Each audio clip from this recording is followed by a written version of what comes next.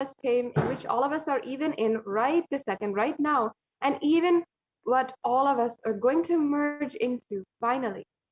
No matter if you are believing that you are apart from the source, no matter your cognition, you are a part of the source. That is the reality. And that is ultimately what Devi Parashakti represents.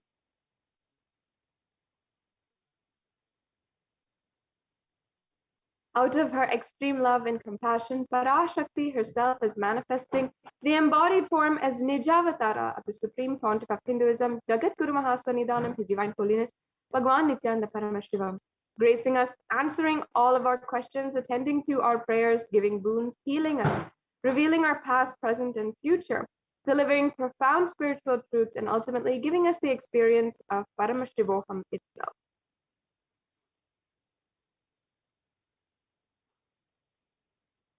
In the words of Devi Parashakti herself, in incomprehensible, beautiful definition, she says, raising as Omkara, expressing as the Vedas and Agamas, blossomed as Bhimkara, filled as Parashodasi, living in the 40 triangles, the Kailasa Swamini, who is Kailasa Tripura Chintamani, Parashodasi, sitting as a part of Paramashiva, Parameshwari, who rules the world, Paramashakti, Manonmani, Meenakshi. As Nithyananda, I put the Nijavatara here to give good boons to everyone. To bestow all goodness. Hiranya Garbha Swarupini, Brahmanda Yoni, Shami, Chandramoli, Rapala, Aparna, Uma Parvati, Savitri, Navayavana, Samrajya Lakshmi, Parameshwari, Parashodasi, Meenakshi, taking the form of Nithyananda, I came here as Nijavatara. With great compassion, I am blessing. Listen, people, to do good to all of you, I took the form of Nithyananda and came down as Nijavatara. And Devi Parashakti continues.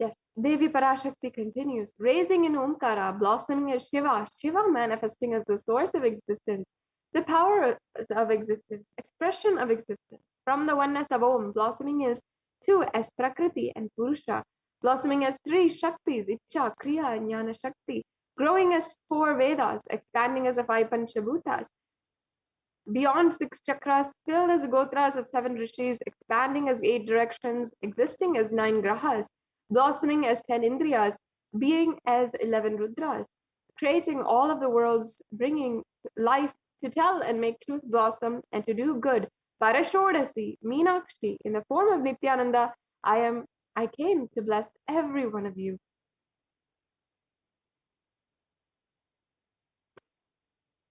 Now, this beautiful definition, this beautiful explanation of Devi Parashakti is what Devi Parashakti revealed herself through the Supreme Pontiff of Hinduism in one of the darshans on the 12th of May. And after that, the Supreme Pontiff of Hinduism has given us a very unique, very beautiful way to receive Parashakti. Swamiji said, literally, you are seeing Paramashiva and Parashakti at that moment. She is there on your screen. So always receive her very traditionally. And whenever the divine you encounter, you're able to experience the divine, receive, keep a beautiful receiving space. And one of the best ways to do this is through just a ritual practice. And in Sanatana Hindu Dharma is filled with hundreds and hundreds of rituals that you can do. This offering of the tambulam is a very simple offering that you can do. You can just keep 2 betel leaf, 1 banana, 1 betel nut, and 1 coin in front of the screen. You just watch Devi. The coin is considered as a traditional dakshina in the Hindu tradition. It can be the lowest value. It can be 1 cent, a penny, or it can be 1 paise. It can be any amount. You can just offer that to Devi, and after the darshan is over, do namaskar and eat the banana betel leaf and the betel nut. Take it as prasadam immediately. Collect those coins, and you can send it to Kailasa in Los Angeles if you're in the USA. And this betel leaf, the betel nut, may look too small. It might be something trivial that you might not take seriously right now. But in a few days, you'll see how much it adds to your sentiment. You only start to really feel that Devi Parashakti is there. And you will not take Devi Darshan for granted, which is something that we do not even know the consequences of. Rituals will break your monotonous unconscious mentality and lifestyle and remind you and raise you to the powerful cognition. It will break your unconscious behavior. And that is the reason behind all of our rituals in Sanatana Hindu Dharma. This is something that you can start to do wherever you are.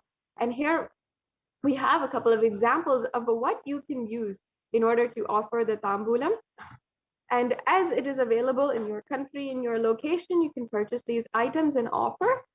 Um, the betel leaf and the betel nut sometimes might not be available, but you can always go to an Indian store nearby you, or you can see if you can source these yourself online, and you can purchase the betel nut and the betel leaf.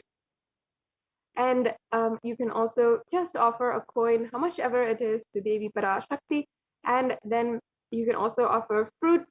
As you can see here, we also have a plate that is a traditional offering. Sometimes people will offer the red bangles, the glass bangles. They'll offer kumkum. These are traditional offerings that we make to Devi Parashakti. And it is something very, very simple that that you can do as well. And you can just prepare this kind of plate. You can offer flowers, and you can keep it in front of your device when you have the darshan of Devi Parashakti, and you'll be able to see how deeply you connect to Devi Parashakti after you're just giving this simple offering to her. With this, it brings us to a conclusion of this segment in today's program, and we will be moving on into the next segment of today's program, where we will be seeing, having a glimpse of what Devi Parashakti has revealed over the course of the last couple of months, where she has been manifesting continuously through the Supreme Pontiff of Hinduism, intensely and answering our prayers, guiding us, revealing the past, present, and future, and has given us so many different breakthroughs in our lives.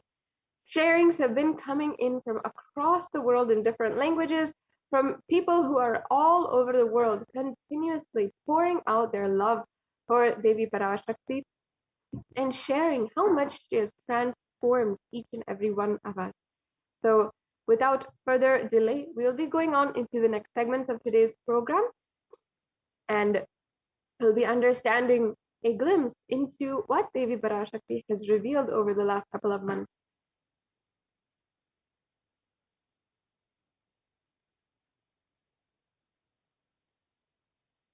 And we'll also be understanding today what Devi Parashakti revealed as 8 different ways in order to prevent and in order to keep yourself absolutely secure from the ongoing COVID coronavirus pandemic.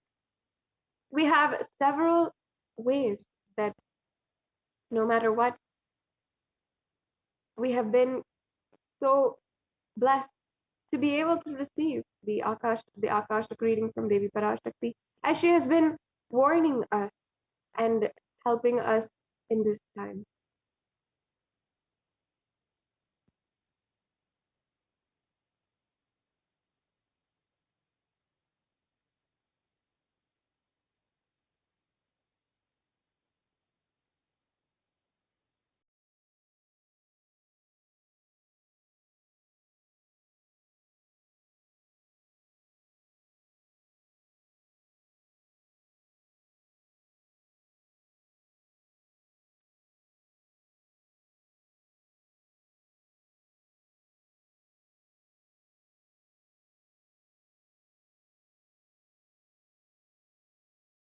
Parashodasi Meenakshi, Parameshwari Meenakshi, Parashakti Meenakshi, இங்கு எழுந்து அருளினோம் எல்லோர்க்கும் ஞானமும் தன்மையும் தந்திட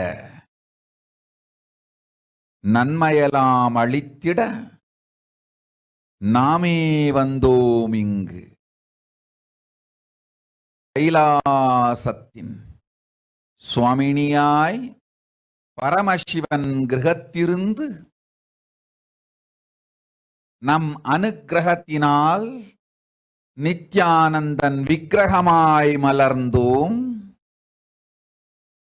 உங்கள் எல்லோருக்கும் நல்லதைச் செய்திட, நன்மையைச் சொல்லிட, தர்மார்த்த காம மோக்ஷம் எனும் புருஷார்த்தங்கள் நாளும் பொங்கி மலர்ந்திட வந்தேன் இங்கு. மாந்தர்கள் கொடுந்தொற்று கொரோனா கண்டு அஞ்ச வேண்டாம். 8 வழியின் மூலமாகவும் எண்ணத்தில் தியானித்து என்னை பிரார்த்தித்தல் ஒன்று, சமூக வலைதளங்கள் மூலமாய் என்னை சரணடைதல் 2, எங்கெல்லாம் என் மகமாரி வடிவத்தில் நான் குடிகொண்டிருக்கின்றேனோ அங்கெல்லாம் பூமிதித்து என்னை வழிபடுவது 3, நெஞ்சில் மஞ்சள் தடவி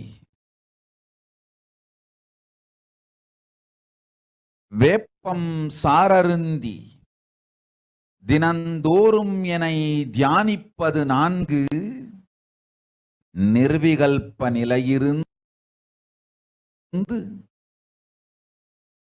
ஆனந்தத்தை நிறைத்து உயிர்வது 5, சிவ சிவ சிவ எனும் பிரபஞ்ச பெரும் நாதத்தை அஜபா ஜபமாய் நிகழ்த்தல் 6, நிறைவான பூரண மனத்தோடு வாழைப்பழத்தோலும் வெங்காயமும் குதிகாலில் வைத்து பத்திட்டு நித்திரையில் அடங்குவது 7,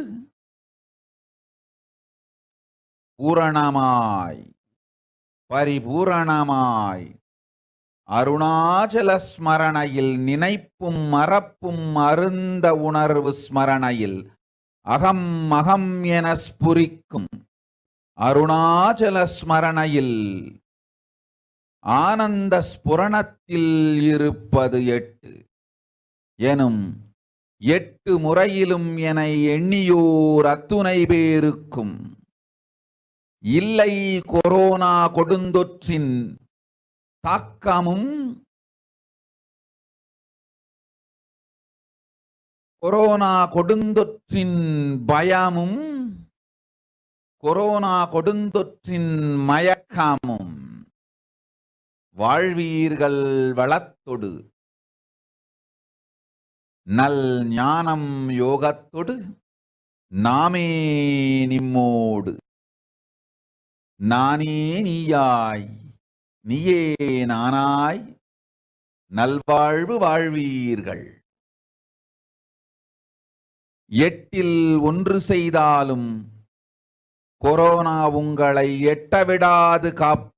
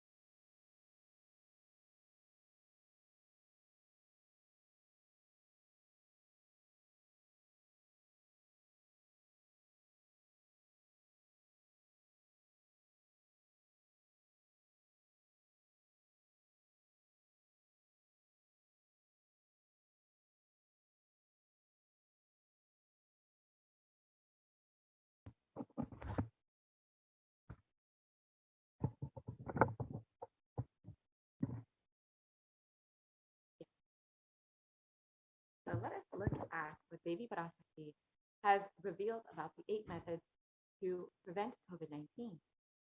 Oh, humans, don't be scared of the deadly infection corona. Through these 8 ways, praying and meditating on me, surrendering to me through social media, wherever I am residing, worshiping me by doing the fire walking, applying turmeric in the chest, drinking neem juice, and meditating on me every day, being in the unclutched state, filling with eternal bliss.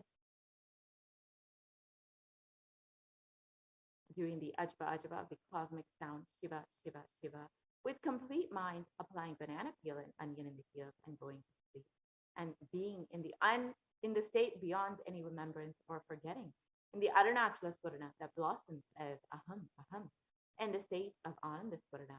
Everyone who thinks on me through these 8 ways, they will not have effects of corona. They don't have fear and delusion of corona. You will live with prosperity, with wisdom and fortune. Me with you, you as me as you. You will live good life even if you do one of these 8 ways. I will protect you. Corona will not reach you. Don't have fear, O people. Be blissful.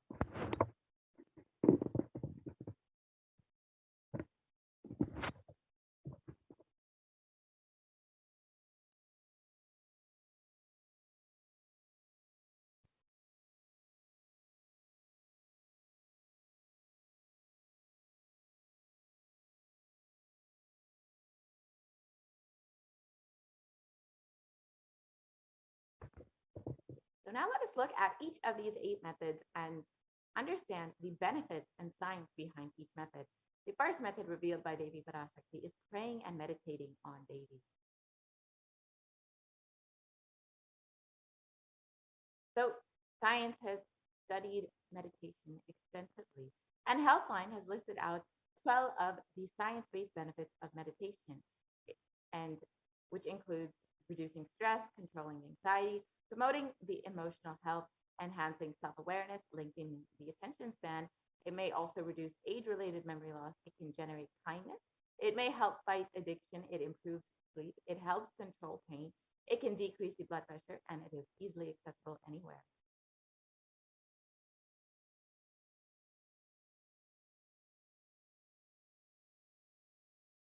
And the Department of Health and Human Services in the U.S. has studied meditation and has found that it has a direct impact on both our physical as well as our mental health.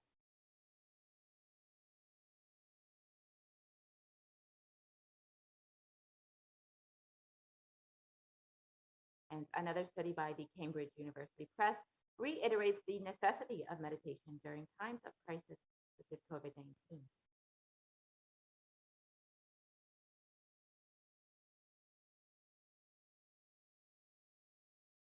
And a study published by Everyday Health has stated how prayer and spirituality protects emotional health by offering a bigger sense of purpose, by providing social support, by lifting the spirit, by helping you cope with difficulties. And according to a September 2015 report published in Health Psychology, it was found that when researchers followed 191 people with heart failure for 5 years, they found that those who reported feeling spiritual peace and who also made some healthy lifestyle changes were significantly more likely to live longer than their peers. And people with major depressive disorder or chronic medical illness who report high levels of religiosity, which includes daily religious experiences, generally become more optimistic than their peers. And this found in a study published in July 2015 in Depression and Anxiety.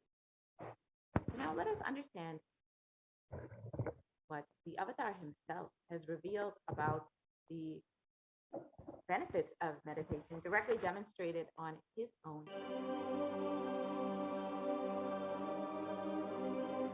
Nithyananda participates and encourages scientific researchers to derive evidences for meditation and healing through meditation. Dr. R. Murli Krishna, President, COO, Integris Mental Health and James L. Hall Jr., Center for Mind, Body and Spirit, Oklahoma in US, and his team invited Nithyananda to derive scientific evidences for meditation and the state of his enlightenment. When Swamiji came, I have requested him to do one thing. I asked him, would you be willing to undergo some scientific investigation of the meditation process? He very cheerfully agreed without one complaint. He went for 3 repeat sessions for PET scanning and 3 repeat sessions for quantitative EEG sessions. And these are really not very easy tests to go through. It requires a lot of patience and a lot of willingness to do that. So we did that. Because if a meditation process is doing something to your brain, we should be able to detect that. Scientific findings are verifiable. They're replicable. You can replicate them, duplicate them. So Swamiji went through those sessions and we found some interesting findings. In PET scan, they inject a radioactive dye which goes and sits in parts of the brain that are active. In the normal, non-meditative state, the brain is very active. And when we are seeing someone, the rear end of the brain, the visual cortex, is very active, as shown in the diagram. Usually the brain is so active, there are 100 billion brain cells there. But what meditation does is something very interesting. It shows the frontal lobes getting more active. The frontal lobe is where you have judgment, wisdom, reasoning. Here are some of the brain scans I'm going to share with you. This is alert, non-meditative state. The second one is 30 minutes into 30 minutes meditation. Look at the frontal lobes, how they light it up. They light it up big time. 60 minutes of deep meditation, and here is a level of meditation where it lights up significantly right here, right in the middle, probably 1.5 inches, 2 inches deeper.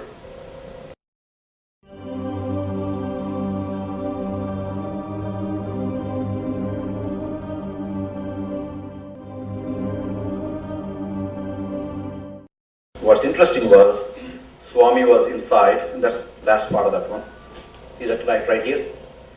So what's interesting was, I've never seen that before in my life. The other parts I've seen may not be to the extent that Swamiji showed, but this is something interesting. There is something called dopamine, which is a chemical our brain is involved in.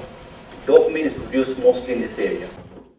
And when you have any pleasurable feeling in your body, it is mediated through dopamine. It's a neuroreceptor.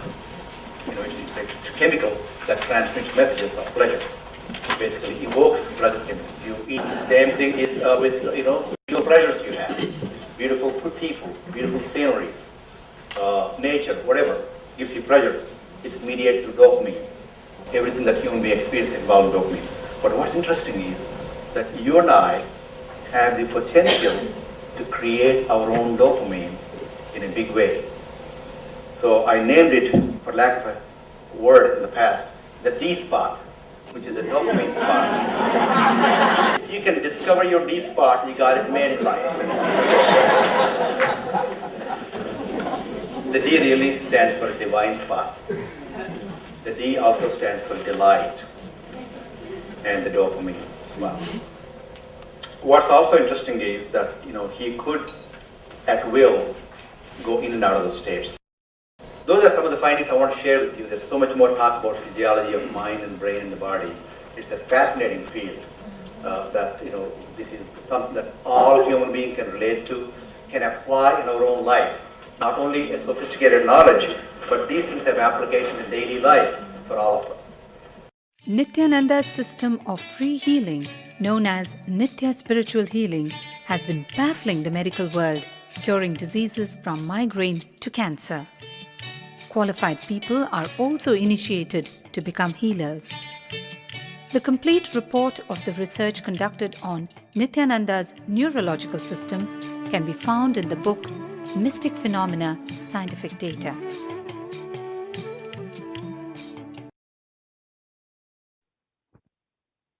Yes, now that we have understood about meditation and the impacts of meditation, let us now look at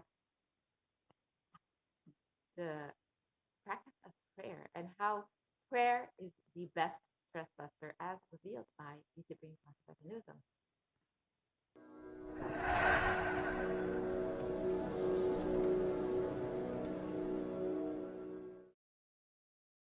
if you are not allowed to do yoga, made to believe early morning sleep is the best thing in your life, you are tortured, you are abused, your divine rights are violated.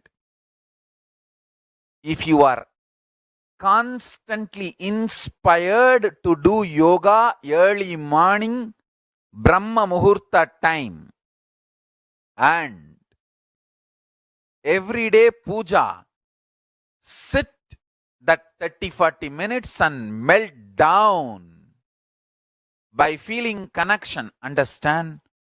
Nothing can be compared to prayer to bust your stress.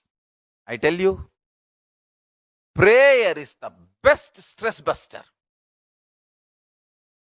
Deep feeling connection and tears rolling in your eyes and melting down.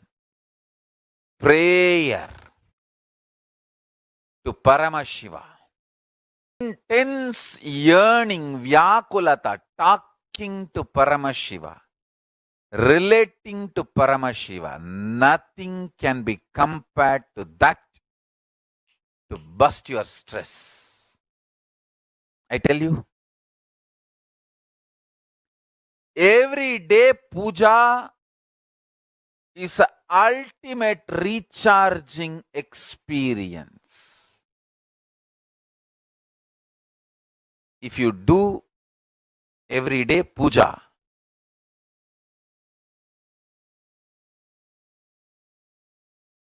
the kind of the stress-free life you will live, your whole biological clock will be aligned to Kailasa. I tell you, I have seen the people who have the habit of Nitya Puja live long. Not just long, happy. In my whole life, it is Nitya Puja, Puja, that gave me all the best things of life. Everyday puja, relating with the deities is the best stress buster. Touch the deities, do decoration, dress up. Even now, my best time of the day is when I sit with my deities. When I sit with my deities,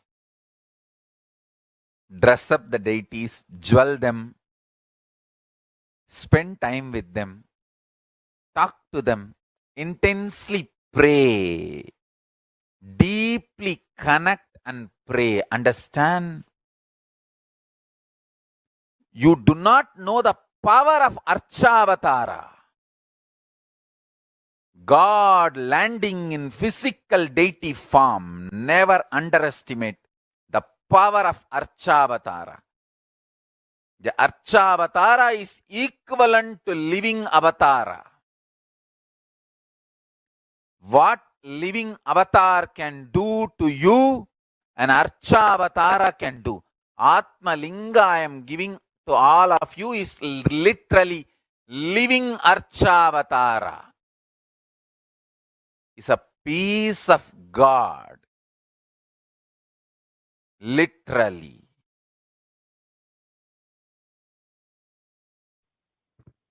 Yes. Now let us look at the next method to protect yourself from COVID-19 as revealed by Devi Parashakti.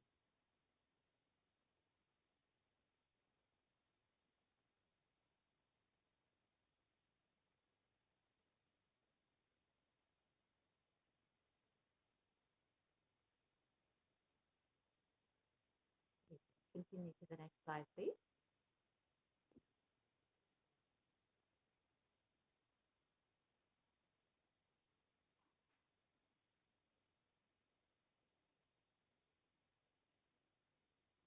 The next method to protect yourself from COVID-19 is surrendering to me, Devi Parashakti, through social media.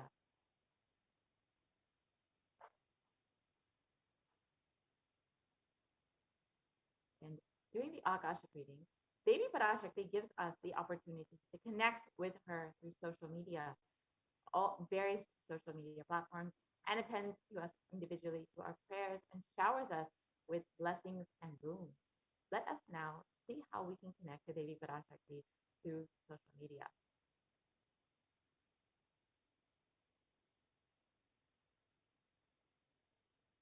So the first way to connect with Devi is through YouTube. So you can go ahead and join as a member of Kailasa's HDH Nithyananda YouTube channel. And you can go ahead, once you have joined as a member, you can ask your questions during the live Parashakti Akashic readings in the comment section.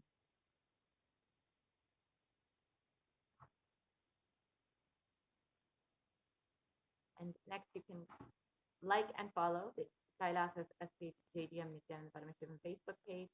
And you can ask your questions again in the live Parashakti Akashic readings in the comment section of the live video. Next, you can connect to Devi through Twitter. So you can follow at Nithyananda on Twitter. And you can ask your questions in the reply section of the tweet with the hashtag #AskTheAvatar. You can also connect with Devi via Instagram. So you can follow Nithyananda on Instagram, and you can ask your questions in the comment section of the photo announcing the live darshan. And lastly, you can connect with Devi via WhatsApp. So you can visit kailasa.org, and you will see a WhatsApp chat box that pops up, and you can ask your questions in that chat box. And now you can watch a short clip of Devi Parashakti blessing people. காளியின் ஆட்டத்தை ஆனந்தத்தை ஆனந்தத்தொடு ஆடிய ஆட்டத்தை கண்டோர் உயிருக்குளெல்லாம் இறங்கி குண்டலினி உயிர்ப்பிக்கச் செய்து மாய மனத்தின் இருளை அகற்றி மாயம் அழித்து மங்களம் தந்து குரு பக்தியும் சிவ பக்தியும் பரமசிவ பக்தியும் பரமசிவ சக்தியும் அளிக்கும் மனமாயை விடுத்து குரு பதத்தை பற்றுங்கள் நித்யானந்தமாய் நிஜாவதாரமாய் வந்துதித்த என்னை பற்றி வாழ்வில் எல்லா நலமும் பெற்றிடுங்கள். ஓம் ஓம் ஓம். யாதுமாகி நின்றாய் காளி, ஓம் காளி ஓம் சக்தி, ஓம் காளி ஓம் சக்தி, ஓம் சக்தி ஓம் சக்தி ஓம் சக்தி. ஓம் ஓம் ஓம் ஓம்.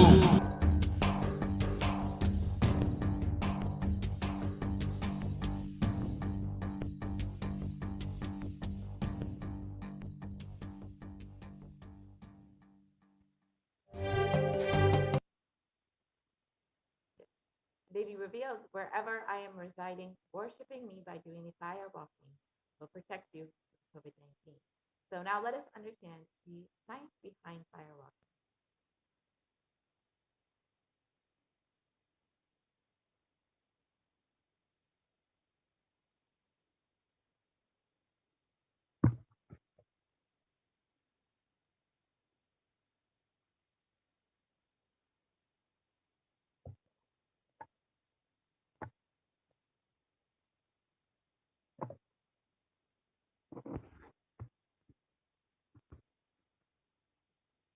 So the Supreme Concept of Hinduism has revealed that fire walking is an alchemy process, and it is, especially in the words of the Supreme Concept of Hinduism, especially that is done very traditionally, systematically. If you had even small blisters, and even if you did not have any blisters, you are protected. You can go back to the previous slide, please.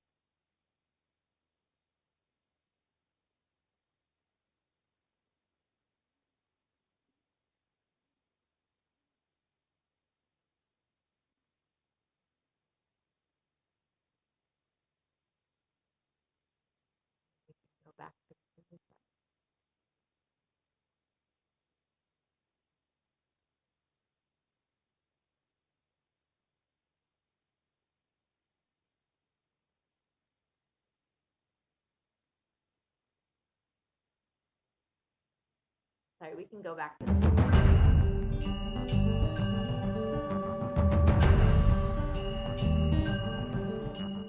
all these transmutation processes means balancing the system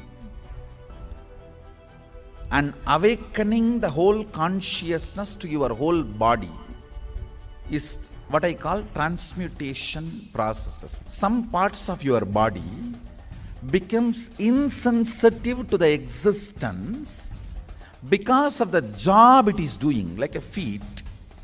Because of the continuous walking, it becomes insensitive. Your cheeks, how they are sensitive, they don't become they lose sensitivity to the reality.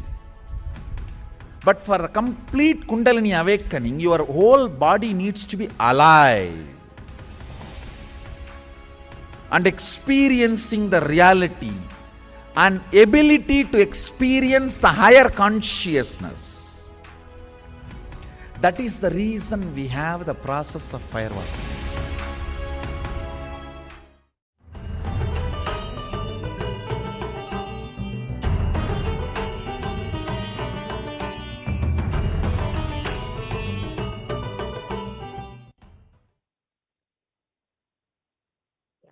Now that we have understood the science of firewalking, let us look at what the Supreme Concept of Hinduism has revealed about firewalking. You can watch the video of the Supreme Concept of Hinduism himself doing the firewalking in Vietnam.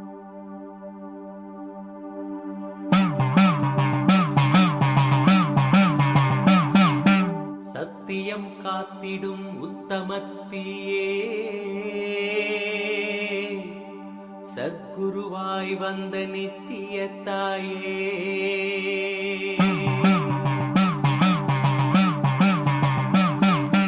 வேதங்கள் வணங்கிடும் ஆதியும் நீயே ஜோதிமலையிலே அவதரித்தாயே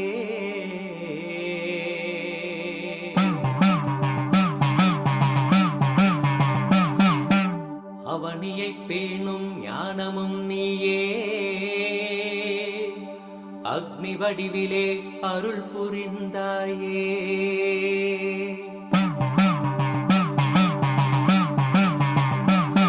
தீனிலே பிறந்தவளே நித்ய ஆனந்த தீயே நித்யானந்தேஸ்வரி தீனிலே பிறந்தவளே நித்ய ஆனந்த தீயே நித்யானந்தேஸ்வரி கர்மங்களை கொன்றிட வந்தாய் நித்யானந்த தர்ம மண்ணில் வென்றிட வந்தாய் கர்மங்களை கொன்றிட வந்தாய் நித்யானந்த தர்ம மண்ணில் வென்றிட வந்தாய் தீயினிலே பிறந்தவளே நித்ய ஆனந்த தீயே நித்யானந்தேஸ்வரி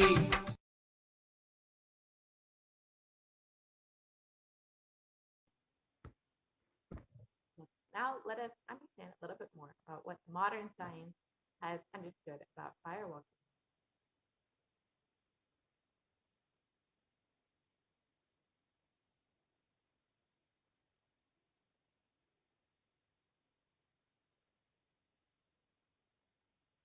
A study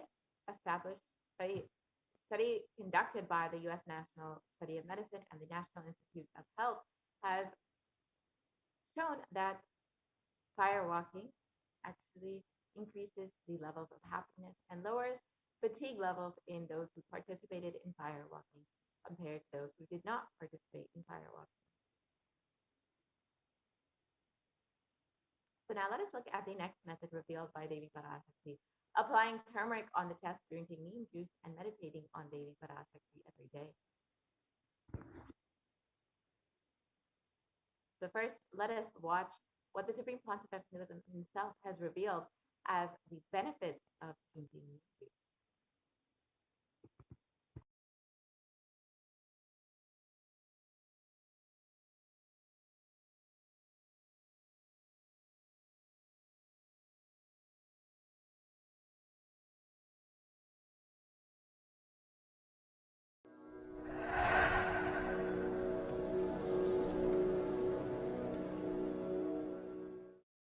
Bididi.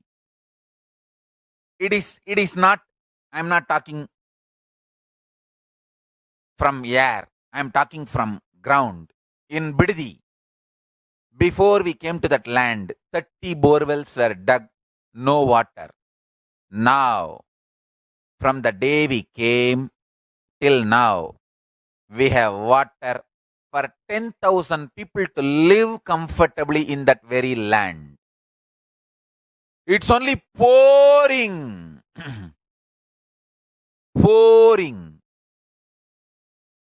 Karumari's grace wherever we started ashram. Nature completely cooperates because we know biology, whole biology thinks.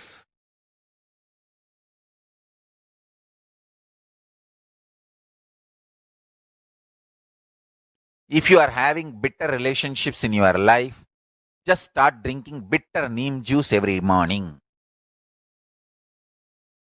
The problem will be solved.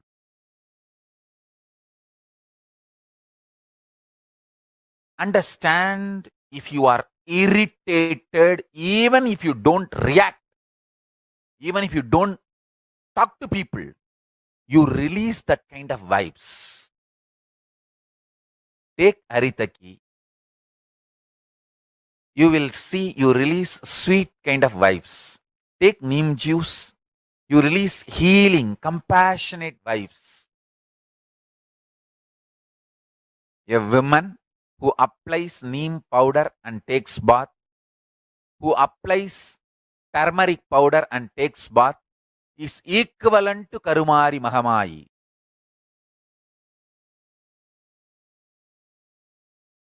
That neem paste and turmeric powder, if a woman takes bath with that, she is equivalent to Mahamayi. She is embodiment of Karumari because she will be manifesting that same vibes of Karumari. I sincerely recommend people start doing all these activities like applying neem paste and taking bath, applying haritaki powder and taking bath, applying turmeric powder and taking bath, applying basma and taking bath, especially for men, basma, for women, neem paste and turmeric paste. All four can be used by both all genders. That is different. If you want specific, I'll recommend the neem and turmeric for female body, haritaki and basma for male body. Understand, your whole biology things. Working on whole biology changes the whole life. So, now with this understanding the whole biology things, think Mahavagya. This is Ajapa Japa. Think Mahavagya. With the understanding your whole biology thinks. Om Nithyananda Paramashivoham. Blessings to all of you. Start manifesting powers. Now,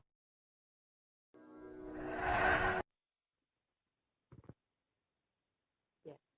Now that we have understood the benefits of neem, let us look at turmeric.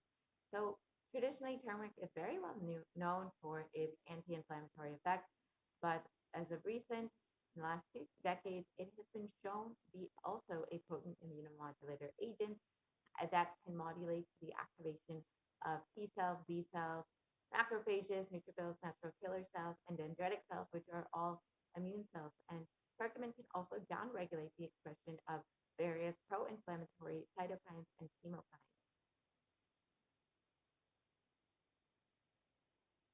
This research, published by the U.S. National Center for Biotechnology, shows that turmeric can actually modulate the activation of various immune cells, as well as enhance the body's antibody response. So overall, this strengthens your immunity. And with a strengthened immune system, you will be much more likely to be able to stay healthy and protect yourself from COVID-19.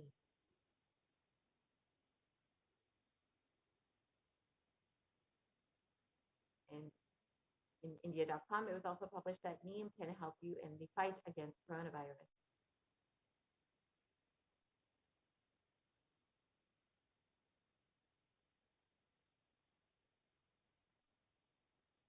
And according to a study, a KGUM study, turmeric and neem are also effective against coronavirus.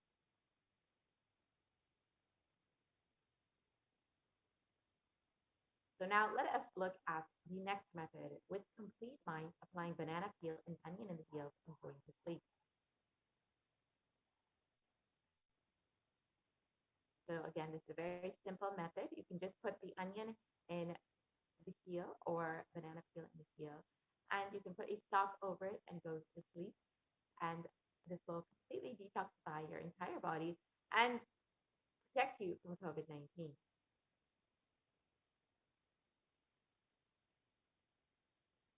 So let us understand a little bit more about the detoxifying effects of onion. In Medical Daily, it was published that onion actually contains a high amount of sulfur compounds, which not only give onion their recognizable smell, but are also powerful detoxifying agents with more than 100 sulfur-containing compounds, which are what cause the eyes to tear. Onion can help prevent and treat ailments from diabetes to heart disease. This is also why it's very well known in Ayurveda for its medicinal uses. That is the primary and only use in Hindu medicine. And it's very well known for the treatment of various diseases.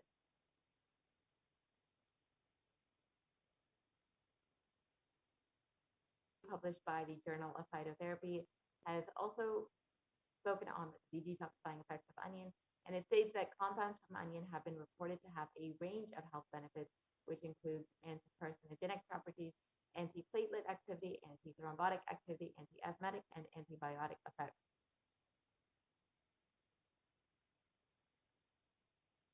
So now let us look at the next method revealed by Devi Parashakti, being in the unclutched state, filling with eternal bliss. So first, let us understand the science of unclutching as revealed by the Supreme Pontific Hinduism.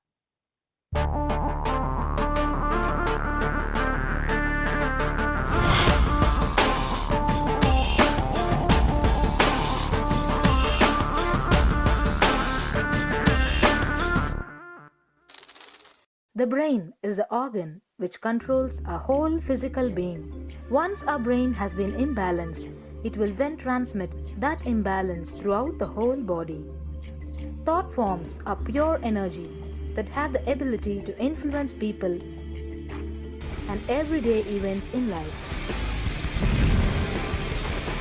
According to science, our brains generate an electromagnetic field which may be measured by such instruments as an encephalograph. This electromagnetic field is generated by the brain every time we think, and as our mind is never still, we may be compared to perpetual power generators. Fear produces nervous disorders. Anger produces headaches and violence. Confused thoughts produce congestion and ill health. Depression causes cancer, tumors, mental diseases, and lowering of the immune system, causing death through own willpower. Our thoughts generate intricate energy patterns which can be detected by sensitive equipment and seen by clairvoyant individuals. These energy patterns are known as thought forms. Surprisingly, thought forms are shaped by the thoughts themselves. Each of us creates hundreds of thought forms every hour and release them into the environment. Although we cannot see them, the thought forms have as real an existence as any other form of energy.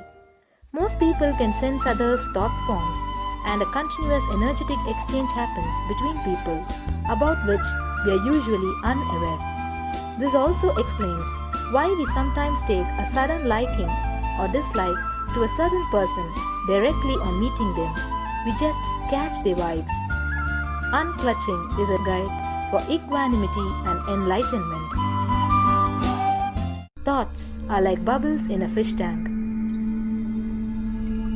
Just as bubbles in a fish tank rise from the bottom, our thoughts also rise in the same manner. When one bubble comes and reaches the surface of the water, the next bubble starts and the third bubble starts.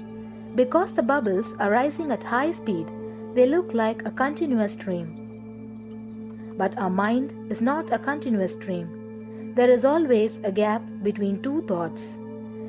Like the bubbles, we also experience a neutral space between two thoughts.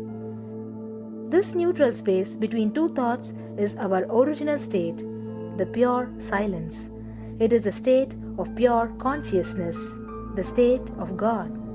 Since the gap or the neutral space between two thoughts is too small, we think all thoughts are connected and form a shaft. But there is always a gap between two thoughts. In the forest of northern India, the hunters trap the birds using a trap. They tie a rope between two trees. The rope is the shaft that we create by connecting two thoughts. In the middle of the rope, they secure a wooden stick. The stick is our mind. The rope is tied at the midpoint of the stick. When a bird comes and sits on the stick, the bird's own weight turns the whole stick upside down. It turns tops. The moment it turns upside down and loses its sense of balance, it feels totally shaken and tightens its grip on the stick. It simply holds onto the stick as if its life depends on it. Similarly, we connect thoughts and form a shaft out of it and live in the fear that if we drop our mind, we might be lost. We might lose our identity. Because it is hanging upside down, it thinks, if I unclutch from this stick, I will fall and die. Is similar to the fear that if we start trusting that we are unconnected, unclutched, independent and illogical thoughts, we might be lost. If the bird lets go and relaxes, it may flutter to balance for a moment or two. When it leaves the stick, maybe for a few seconds, it will fall, but then it will adjust itself and start flying. In the same way, we hold on to whatever we think is our identity and security, our education, our mind, our life, our relationships, or our bank balance. Ultimately comes to remove the stick, that is, our identity. Just like the bird, we don't realize that if we drop our mind, at that moment we can become a Paramahamsa. That very moment we can be liberated.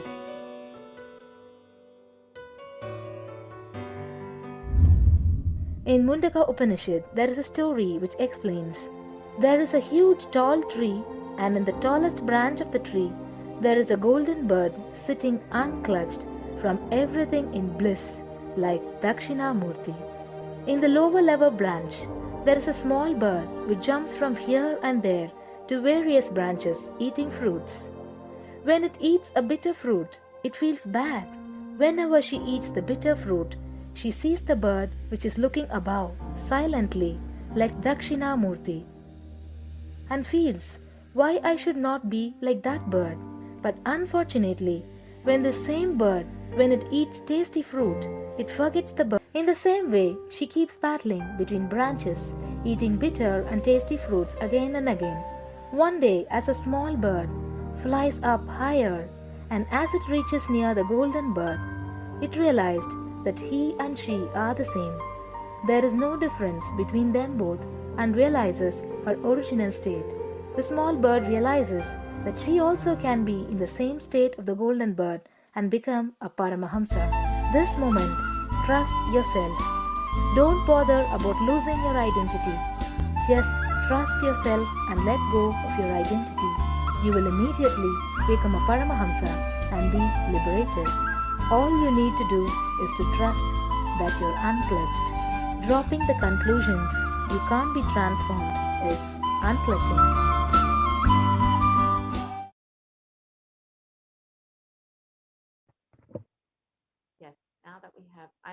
understood the science of unclutching, let us also take a few moments in our day to practice this beautiful science. So whenever you have a few minutes in your day, you can just spend a few minutes experiencing this space of unclutching. You can sit with your head, neck, and spine in a straight line, have your eyes closed, and chant the Mahavakya intensely. Do not engage with any thoughts. Purely let the space of unclutching manifest in you. Chant the Mahavakya. Om Nithyananda Paramashivoham. So now, you can go ahead and space. And once you've done that, you can also visit kailasa.tv/minutes for peace and sign up your minutes for peace. You can spend as many minutes as you would like or as little as you would like and go ahead and experience this space of unclutching. And it will not only protect you from COVID-19, it will help you manifest whatever you want in your life. So now let us look at the next method, doing the Ajaba Ajaba of the cosmic sound, Shiva, Shiva, Shiva.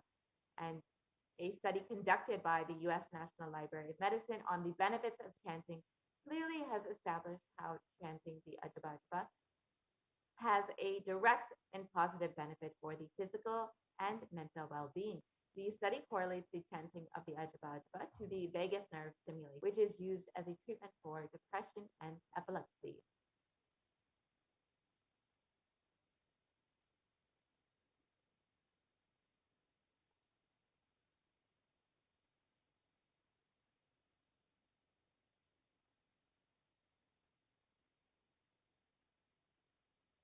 We can continue on if you can see more of that study.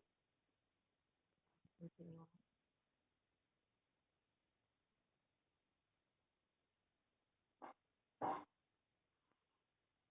Yes, we can continue on to the next slide. So another study conducted by Dr. Masaru Emoto establishes that human intentions, words, or thoughts can actually change the molecular structural formation in water. This interesting research clearly depicts how when water is exposed to positive sound vibrations, and how the molecular formation of the water changes into a very pleasant formation, whereas negative sound vibrations or words can actually disfigure or distort the water molecular formation. And in the next slide, we can see how the water actually reacts to positive sound vibrations versus negative sound vibrations. So here in the top, you can see how water reacts when positive sound vibrations like words like compassion, thank you, wisdom are used, how water turns into these beautiful snowflake-like structures, the molecular formation of water, whereas when exposed to negative sound vibrations, words like I will kill you, you fool, or heavy metal music, the water molecule becomes completely disintegrated, disformed, disfigured. And you can imagine what happens inside of your own body, which is composed up to 60% water, when you're chanting the Ajabajba, the cosmic sound, Shiva, Shiva, Shiva, the sacred mantra. And when you are practicing the Ajabajba or you are practicing the unclutching, you can sign up your minutes for peace at kailasa.tv/minutes for peace. And the Supreme Council of Hinduism has revealed if 10,000 people, sorry, we can go back to the previous slide, please.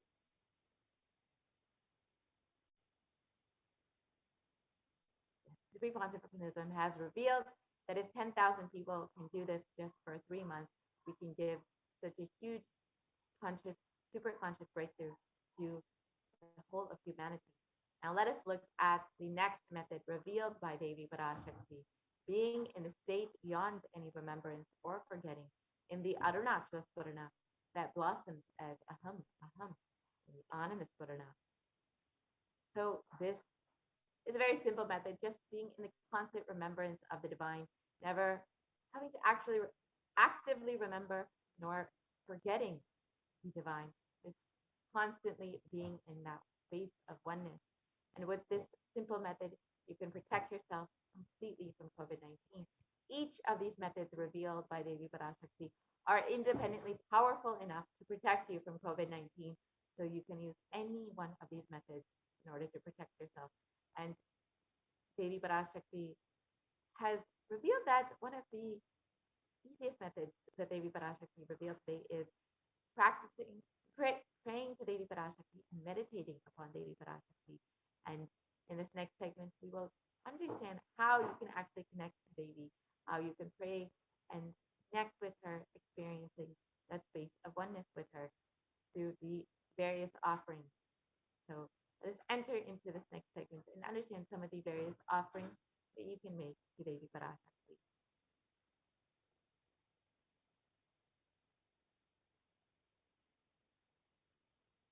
And recently, Bhagavan Sundareshwara has revealed that when you have the intention to make an offering, it is just purely the grace of the divine in your life that you are even having this intention, because only with the divine grace will you even be blessed to have this intention. And you are being given this intention by the divine, by Swamiji, because the divine is ready to shower upon you and is ready to bless you and impart his grace upon you. And only with that will you have the intention. So when you are having it is just purely a blessing from the divine. So now let us enter into this offering segment and understand some of the various offerings that you can make to Devi Parashakti.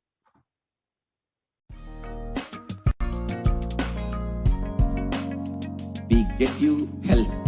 We get you ability to build beautiful relationships in your life.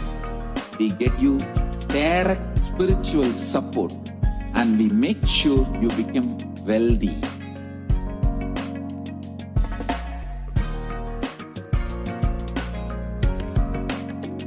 We won't stop giving you just good life. We will literally not stop till you live enlightened life. Manifesting the state of Paramashiva, space of Paramashiva, powers of Paramashiva, being of Paramashiva.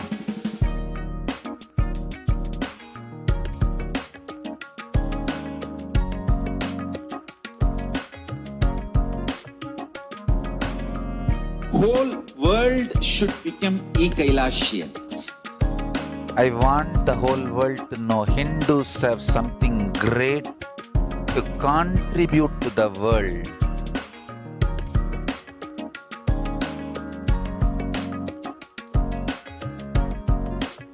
We have something great to contribute to the world. Let us do that.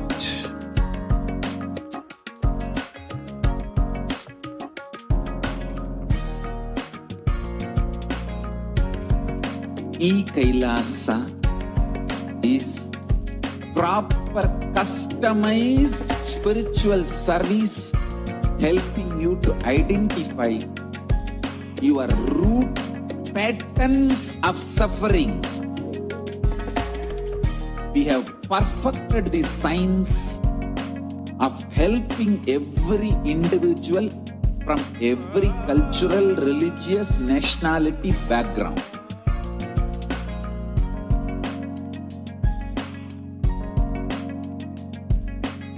You will have lowest reactionary assumptions, highest awakened response, alive response for life continuously.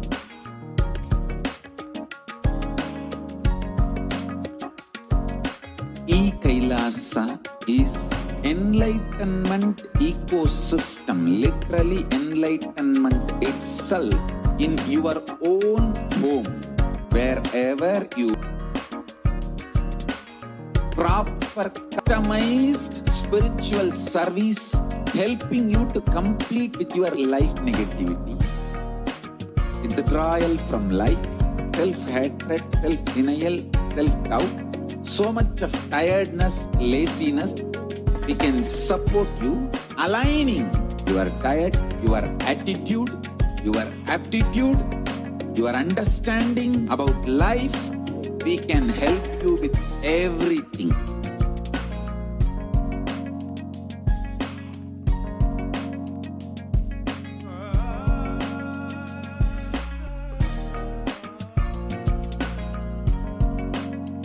If you are interested in enlightenment, we will immediately bring this to you.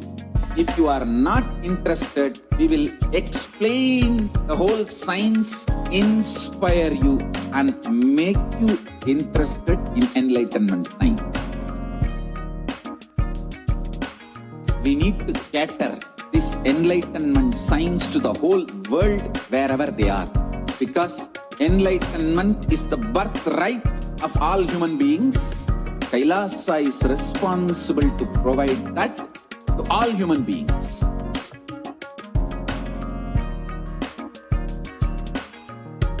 Kailasa is the totality of the knowledge I received from my gurus and practice manifested in my life, perfected by teaching millions of people from all cultures, time zones, backgrounds, gender, nationality, race, from every creed.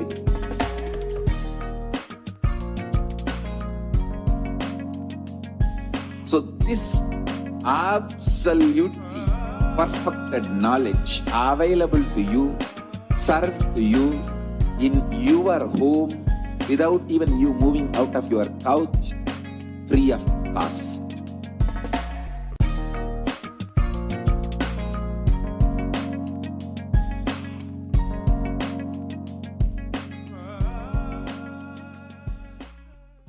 Just be alive for next 3 years. Don't die within next 3 years.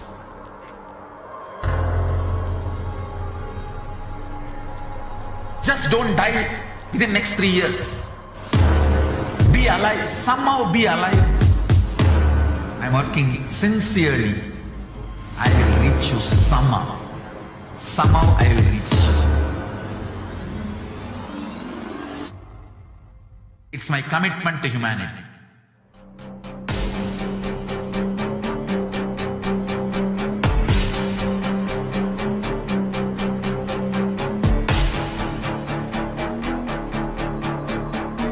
Just don't die within next 3 years. I will reach you wherever you are, whichever corner of the world you may be. I will reach you with enlightenment. You manifesting the space, state, powers, being Paramashivoham. It is possible, and it is possible for you.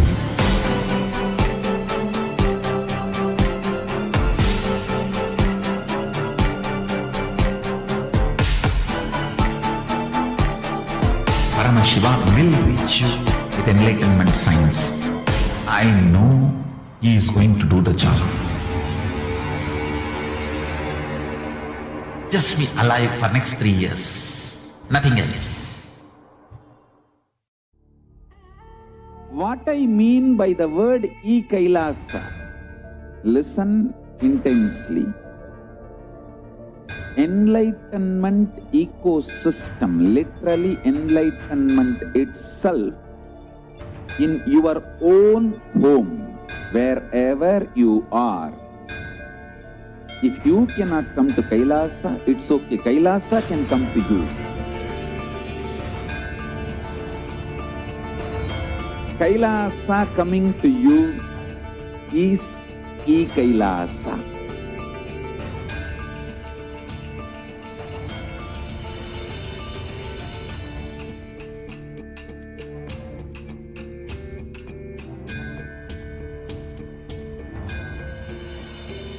I will revive Hinduism.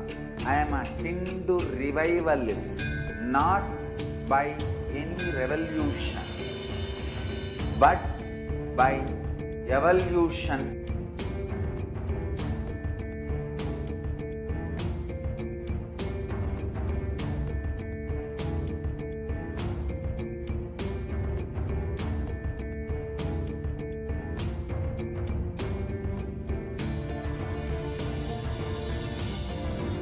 And setting model communities.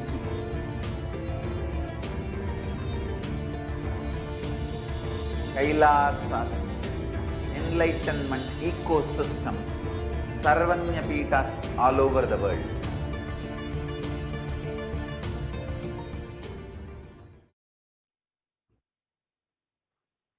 Nithyananda, welcome back to all of the viewers after that very quick break. And I hope that each and every one of you who has been joining us from the beginning is enjoying so far, having the glimpses into what Devi Parashakti has revealed through the Supreme Pontiff of Hinduism. How continuously over the last couple of months we have been able to be attended to, taken care of completely and entirely by the divine cosmic beings. And that is just a glimpse into what we have been able to experience. In further segments, you will be able to see exactly how the Supreme Pontiff of Hinduism has really helped each and every one of us, especially during this pralaya time, during this cosmic deluge, when so much of negativity through um, different and communities and our ear and our welcome each and every one of you back. And in this next segment, we are going to be entering into a very, very unique and special part where you can cherish your deep, incompromisable, incomparable relationship with the divine. We are going to be understanding the various different offerings that you can make to Devi Parashakti. The offerings are a way that you can literally enter into. Perhaps for many of you, take your first step into experiencing the divine. Yes. So let's get started. Let's understand what are the different, let's get started and let's understand what are the different offerings. Before that, let's understand why we should offer. What is the significance behind each and every one of these offerings? What is the sacred sentiment behind it? And why it is such an important part of our journey, of our beautiful experience of the divine.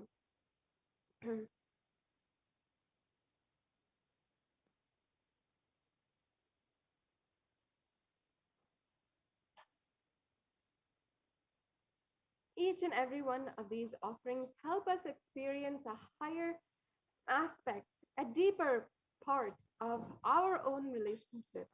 This is an introduction. Whole program is an introduction that you have for you, the deeper parts of you, the higher reality of you. So just making an offering, offering these rituals are such an important way for you to be able to experience higher and deeper into your relationship with your highest reality, Devi Parashakti. Yes, we can go on and move on.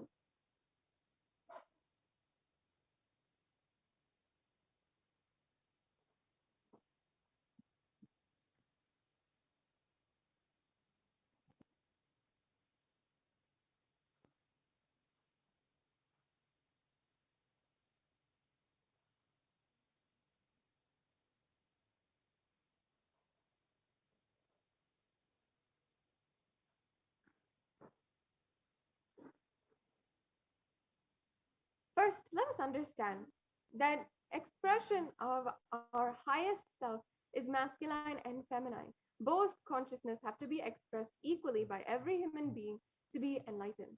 And until that moment, only the masculine energy expresses more than the dimension, irrespective of male and female physical bodies.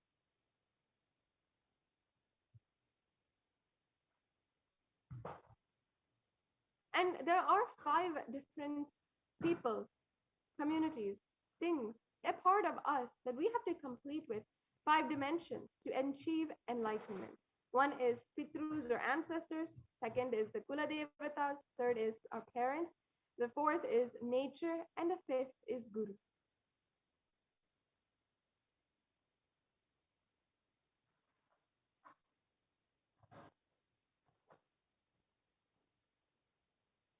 And for each of these five dimensions, we will have certain incompletions.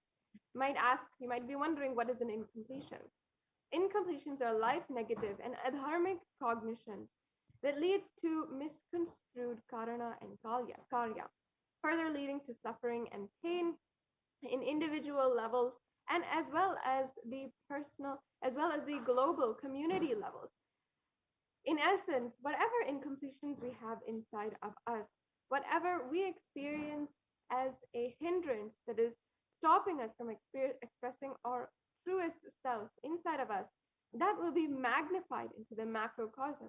That will be something that we see outside of us and in our global community levels.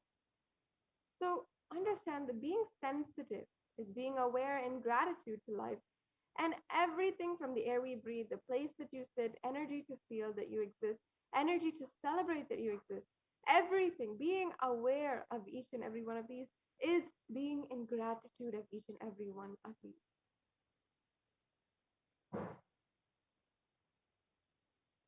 In Sanatana Hindu Dharma, the sacred Shakta tradition is actually the worship of feminine consciousness. And in this, they recognizes 43 energies which constitute our human body. As you can see in this photograph, there's a Sri Meru, which has 43 different triangles. When these 40 different triangles are representative of 43 different energies in our body, Shaktis, which are all represented by consciousness, divine feminine consciousness, goddess. And when all 43 are integrated, Dharma to Dharma, one becomes enlightened. The cosmic motherly completion and sensitivity from the level of Panchabhutas is a core principle of the cosmos.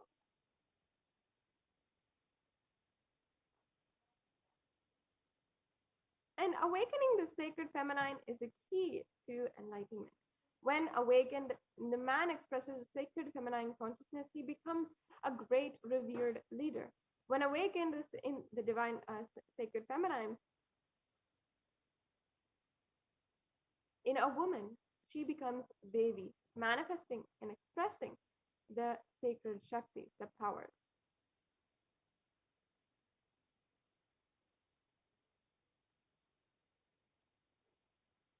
And conscious sovereignty is the key to awaken the sacred feminine consciousness.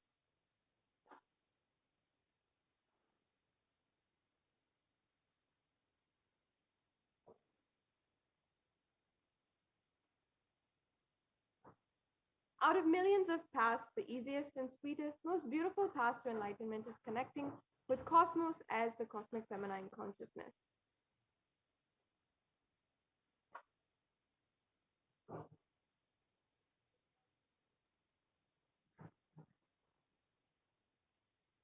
And she is the one who expresses as Guru all gods and all the manifestations in the universe. She can straightaway deliver enlightenment by connecting through the cosmic umbilical cord.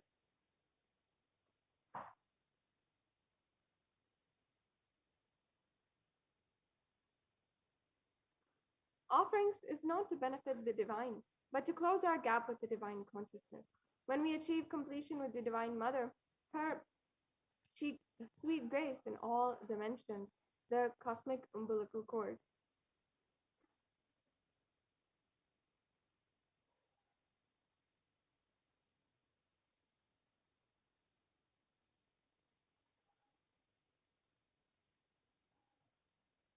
And when you're offering, understand that there's nothing too small or too big that you can offer to connect with the Divine Mother. It has to be from a space of love, of a child looking at her mother and handing her what it has to share with deep love and gratitude. It can be even a cup of milk or a flower. It can be a jewel to adorn her smiling face or hair.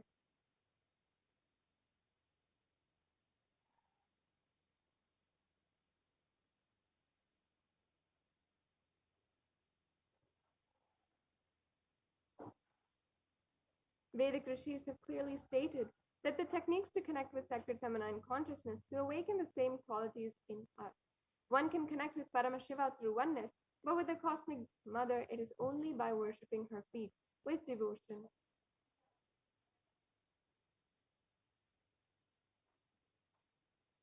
Mother worship is the most non-violent, most peace-centered, most healing, soothing, and sweetest path to enlightenment among all traditions on planet Earth.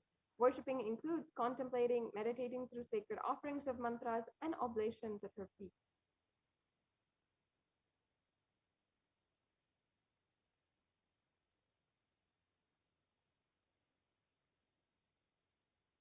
And today we'll be understanding what are these offerings, what you can do in order to make your first step and start building this beautiful relationship with the divine cosmic mother.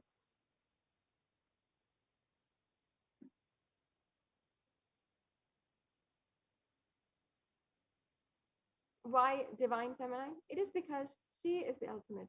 In so many different scriptures, there's reference to how Devi Parashakti is worshipped. In fact, even including in the Saundarya Lahari, composed by Adi Shankaracharya, Devi is said to be worshipped by even Lord Brahma, Paramashiva, and by Vishnu.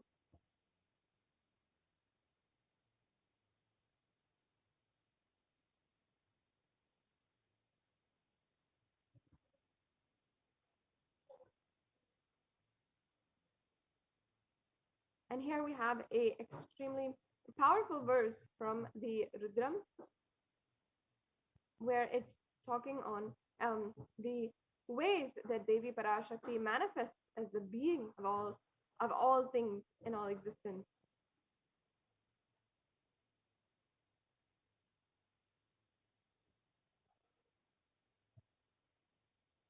She literally describes, I walk as the 11 Rudras, I walk as the Vasus, I walk as Vishnu and other Adityas, all divine forms. I walk as Mitra and Varuna and the Ashwin twins too. This is from the Rig Veda.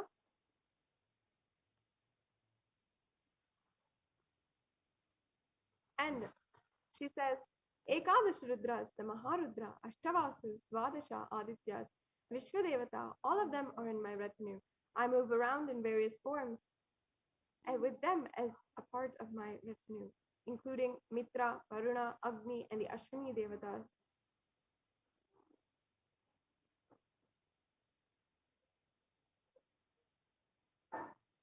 Devi herself declares herself as the inner self of all gods' divine energies. She is pervading and all permeating.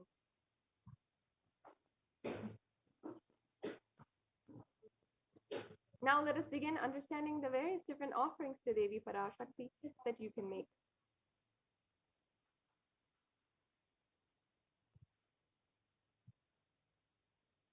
The first is a hundi, which you can offer for any amount. And there's a beautiful verse, once again from the Lalita Sahasranamam, which says, Bhakti Priya, Bhakti Gamya, Bhakti Vashyaya Paya Paha, Shambhavi Sharadaradya Sharvani Sharmadayini. And here in this verse, it is saying, Devi is fond of true devotion and is realized through true devotion. She can be worshipped through true devotion. This Ihundi offering is something that you can do out of your utmost devotion. And if there's any fear in the minds of a devotee, Devi is sure to remove that fear. It is stated that Devi likes to be worshipped in autumn. Here it is meant that autumn of our life. When thoughts turn more and more inward, the role of the divine is known and understood clearly. The need for Devi worship becomes stronger. Here, we have beautiful references to Devi, including Shambhavi as a consort of Lord Shiva. Sharadharadya means worship by Sharada or Saraswati, and so many others.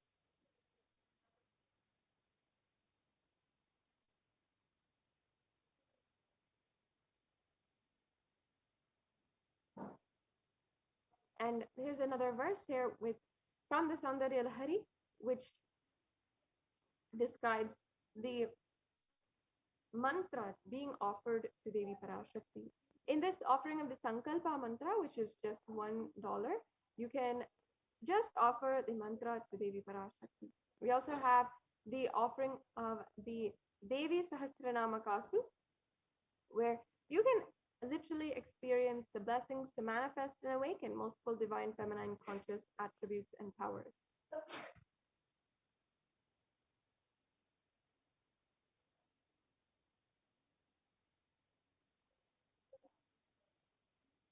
And next we have the Mukta Anguti.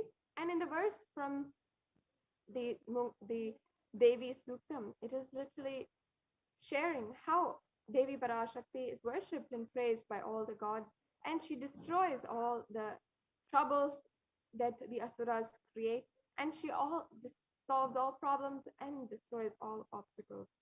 If you can literally offer this Mukta Anguti and manifest a pure space that can conquer all the dangers and fears that you might be able to face.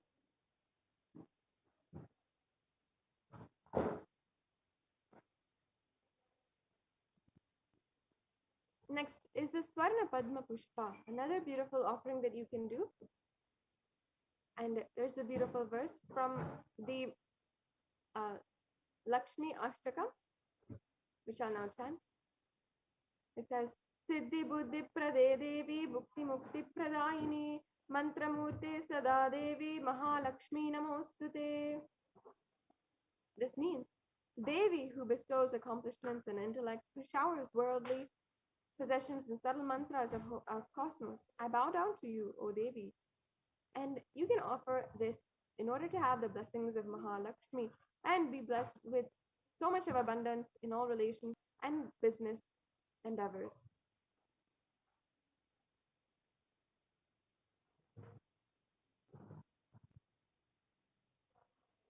The next offering is the Swarna Metti. And in this verse of the Saundarya Lahari, it literally states that the very feet dust of Devi Parashakti is what Brahma used in order to create this world. And Lord Shiva even uses as his sacred ash, which he uses on his forehead. Like this, Devi Parashakti is worshipped by all of the gods and goddesses.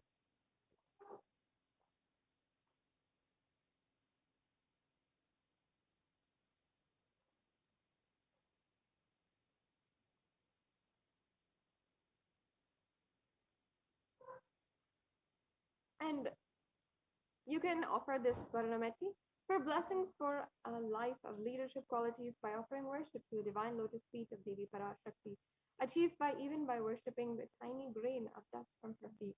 This meti is a golden toe ring to worship by adorning the divine feet of Devi Parashakti.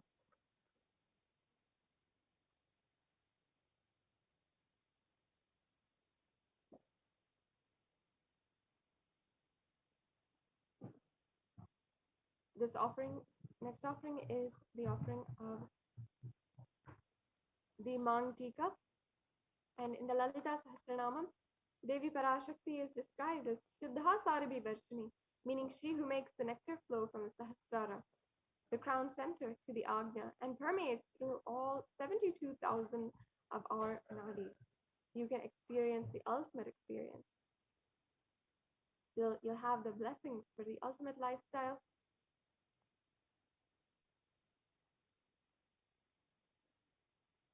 And next offering is the Pratyaksha Pada Puja. You can offer this offering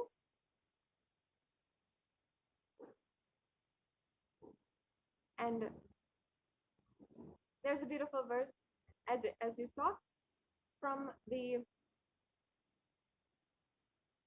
verses of Adi Shankaracharya, where he has described how even if you have traveled in all the directions, if you have attained all the material wellness and all the material goodness, and if your mind is not centered upon the lotus feet of the Guru, what then? What then? What then? Meaning, what does it matter if you're not aligned to the Guru? The Pratyaksha Pada Puja is a way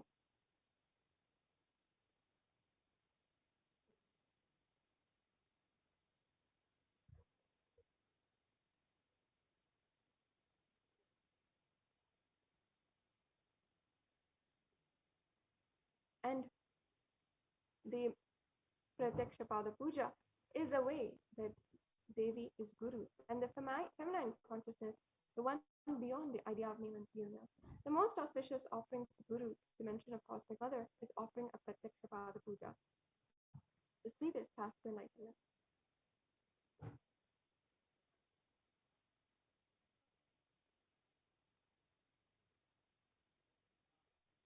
And the next offering is the Vastra Seva.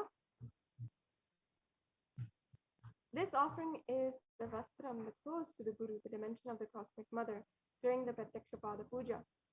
And it bestows one with the sweetest path and complete protection.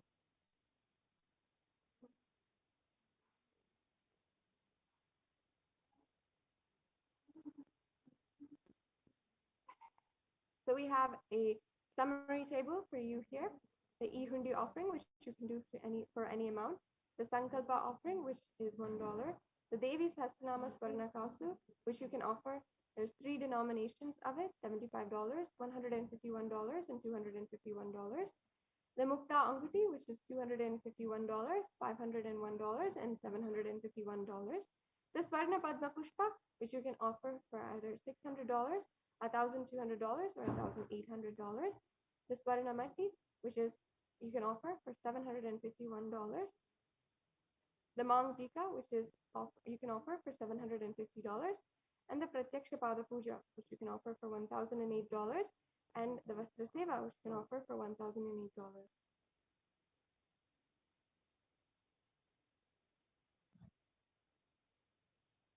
So here you can see the payment gateway.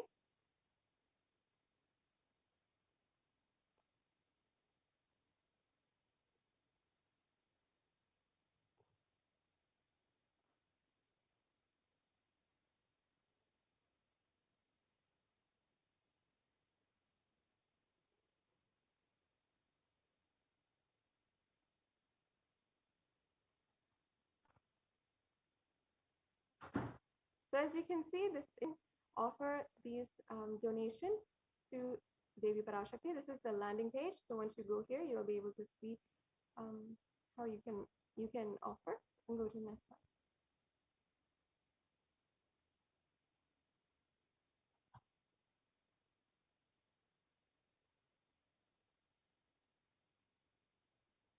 And you can select from the drop-down menu what you'd like to offer. Then add that to your cart, and you'll be able to see your cart and what all you can add. And here's the payment gateway. So you can fill out your details.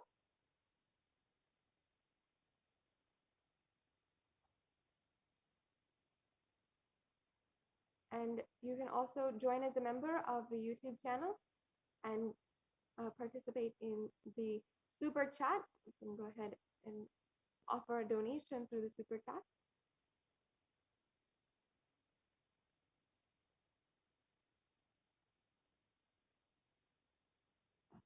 And once you join as a member, you'll see this option. You can have several different options ahead of you, the bronze, silver, gold, platinum, or premium options. And you can join as a member.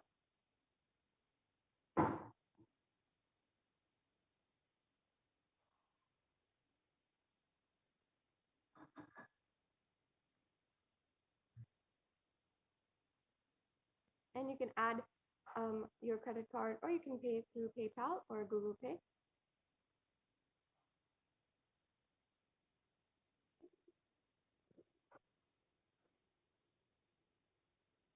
Once again, this is the link that you can offer it.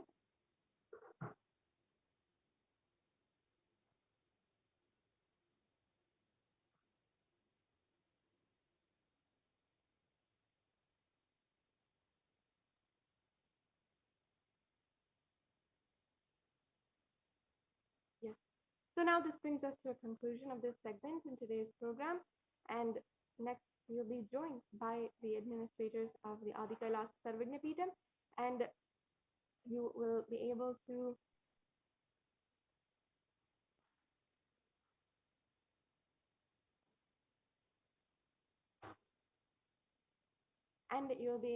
see exactly how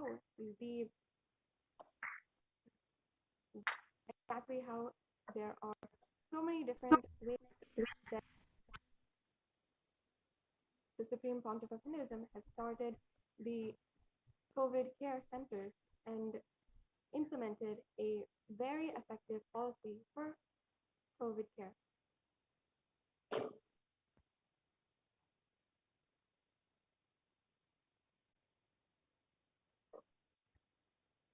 Thank you, Ma Sadashivapriya. Nithyanandam, everyone. Welcome back to this segment of the multi-layer quarantine COVID care protection centers at the Kailasas de facto spiritual embassies. With the blessings of the Supreme Pontiff of Hinduism, Jagadguru Mahasannidhanam, His Divine Holiness Bhagwan Nithyananda Paramashivan's blessings. Let's start the Sadguru Vandanam.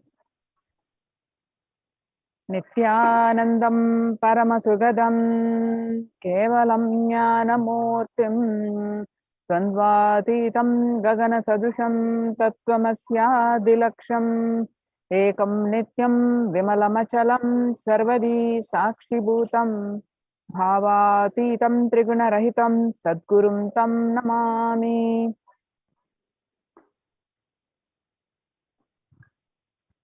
So what we learn from this segment today?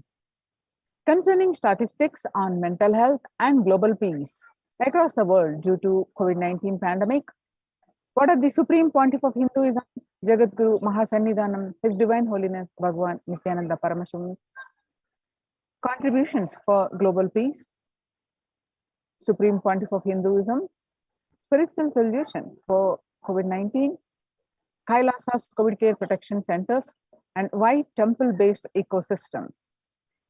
UN recognizes Kailasa's contributions and join the Kailasa's COVID care protection center.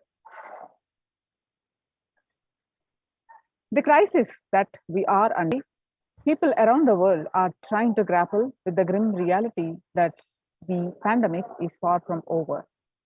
And the aftermath of the current calamity promises to be much more devastating. The greatest economics of the world are facing disastrous futures. Countries are facing off each other with deep mistrust. Now let us see some of the statistics and current news. The record high cases in Australia amid third wave of COVID-19.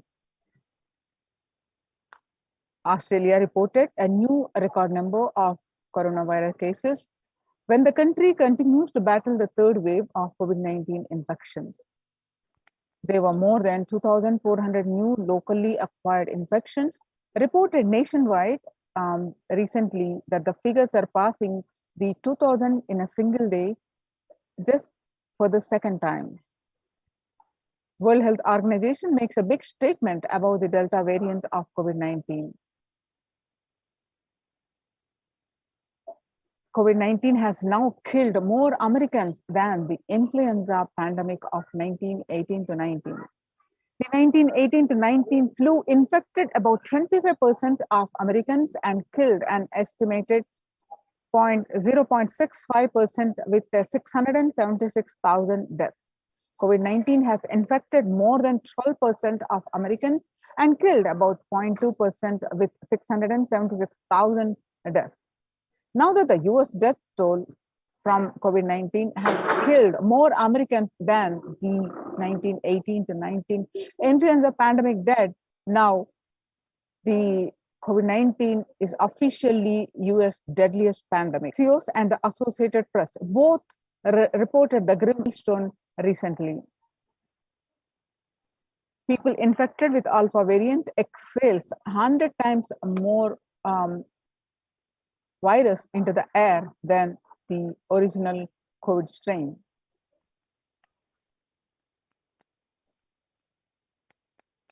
Six-feet distance may not be enough to prevent viral transmission indoors. COVID-19 Delta variant is still the most concerning, says the World Health Organization experts. In US, COVID-19 pandemic is nowhere under control, says the Chief Medical Advisor, Mr. Anthony Fauci. He said, right now we are still in pandemic mode because we have 160,000 new infections a day. That's not even modestly in good control. In an interview with Axios, the US has reported 40 million cases of COVID-19 since the outbreak of the virus, with over 4 million infections adding up in the past few weeks. The increase in COVID cases comes as the US administration earlier this month announced that it is planning to provide the booster shot of the vaccine as the Delta variant has become dominant in the nation and is wreaking havoc. This surge in the Delta variant is driven by the low vaccination coverage in many communities across US, according to the US Center for Disease Control and Prevention. In a country of our size, you can't be hanging around and having 100,000 infections a day. You've got to get well below 10,000 before you start feeling comfortable, Mr. Fauci said. COVID-19 made the world less peaceful. According to the World Economic Forum, With the increased violent incidences after the pandemic and the increased fatalities, the records show that you can see in the statistics that the violent incidences, there's a spike. So it's making the world less peaceful. The younger adults are more likely to report symptoms of anxiety and depressive disorders during the COVID-19 pandemic.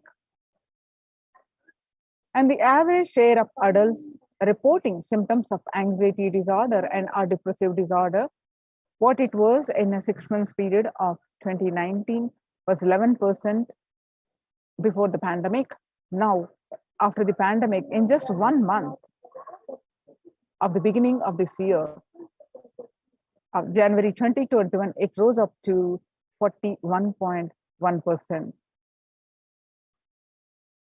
And some more statistics confirming the same, that these younger adults are reporting symptoms of anxiety and depressive disorders during the COVID-19 pandemic than the older adults.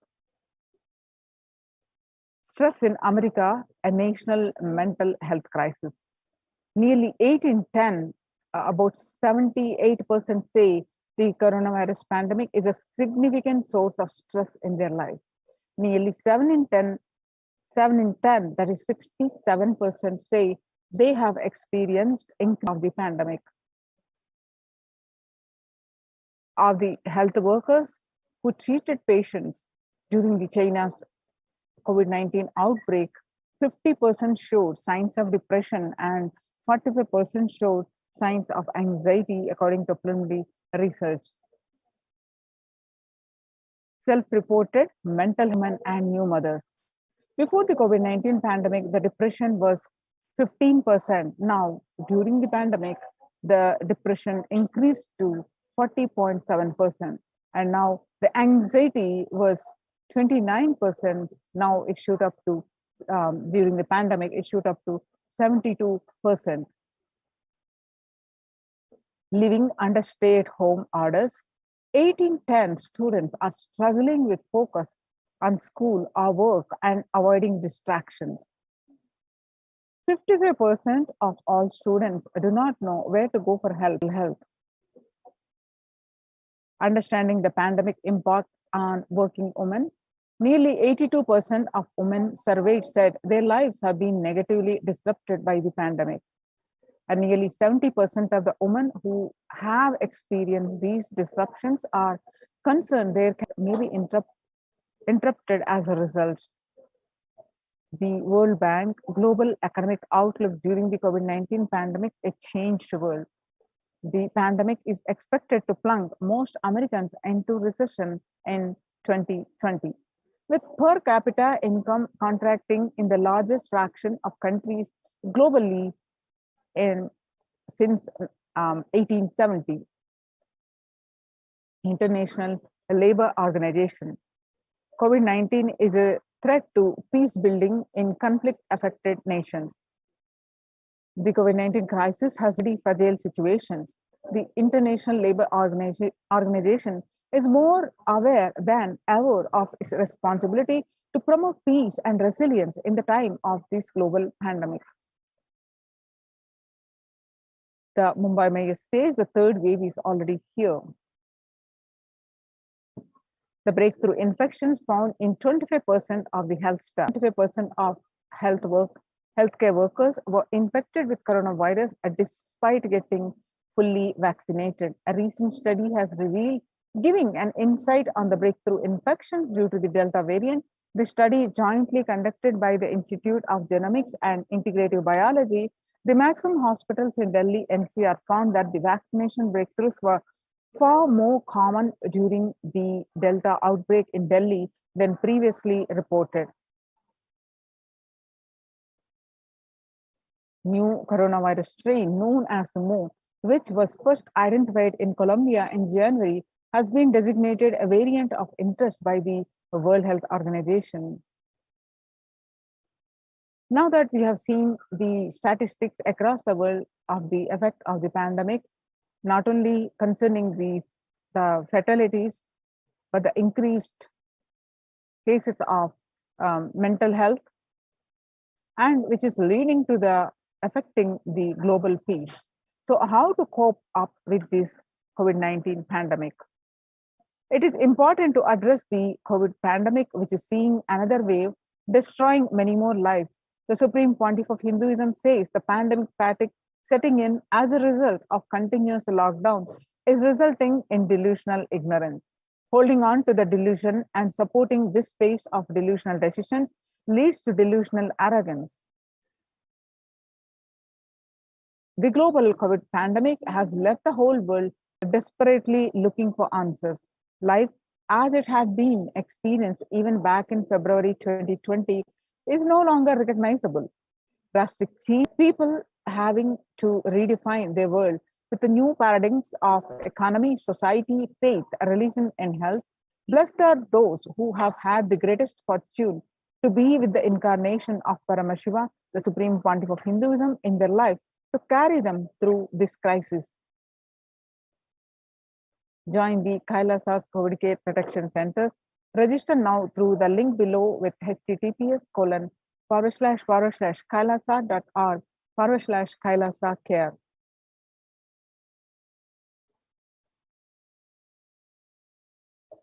Sustainable developmental goals. Making peace with the nature is possible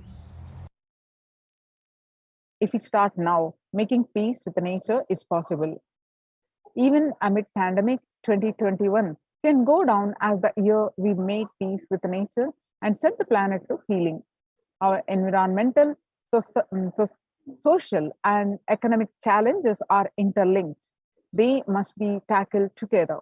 For example, we cannot achieve sustainable developmental goals, including ending poverty by 2030, if climate change and ecosystem collapse are undermining food and water supplies in the world's poorest countries. We have no choice but to transform our economies and societies by valuing nature and putting its health at the heart of all our decisions. Now, just let's watch a small clip on the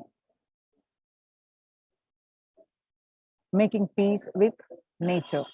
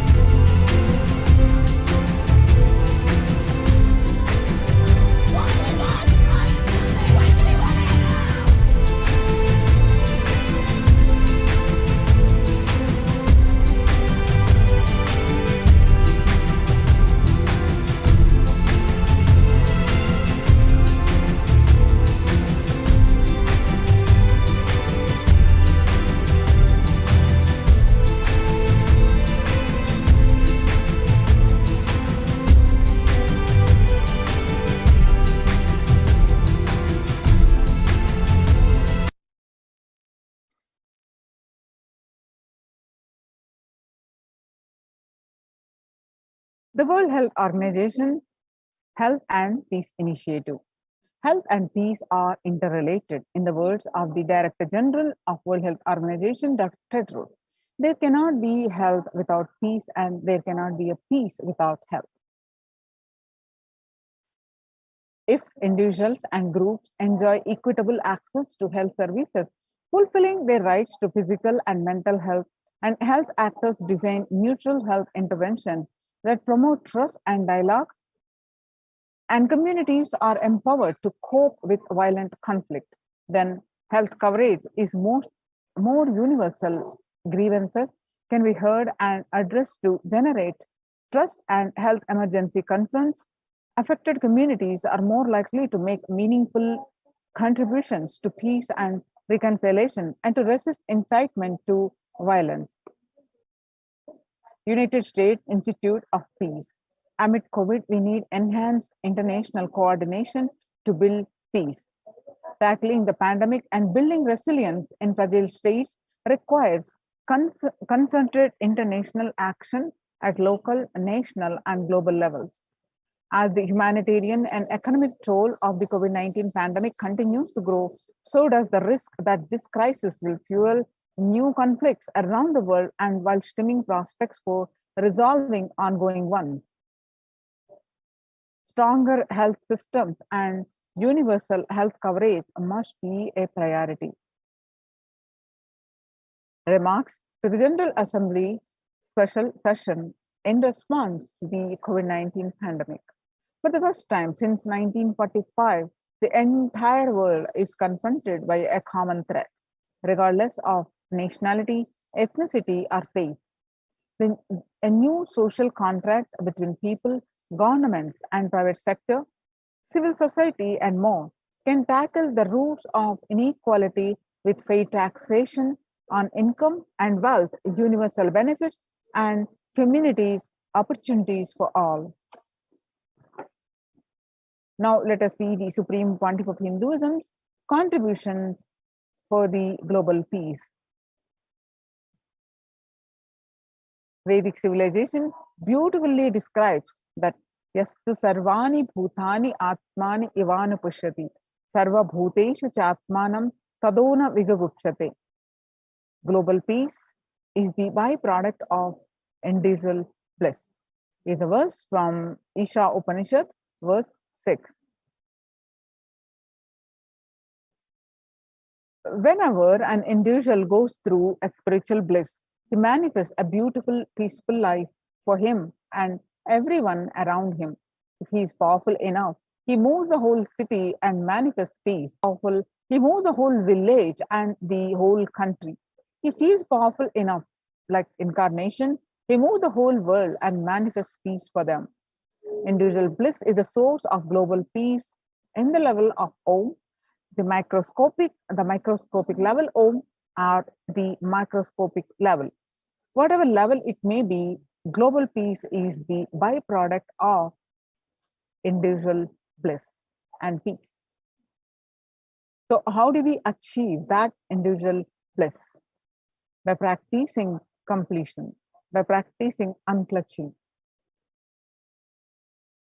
So let's understand the Supreme Pontiff of Hinduism explaining about how to do the completion, unclutching, and achieve the individual bliss, which leads to the global peace.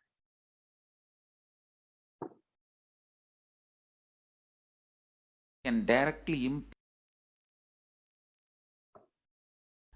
Los Angeles, Hollywood, Toronto.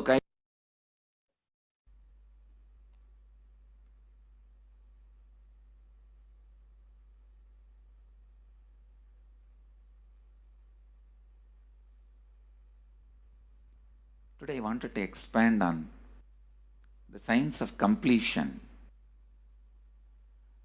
How the science of completion can directly impact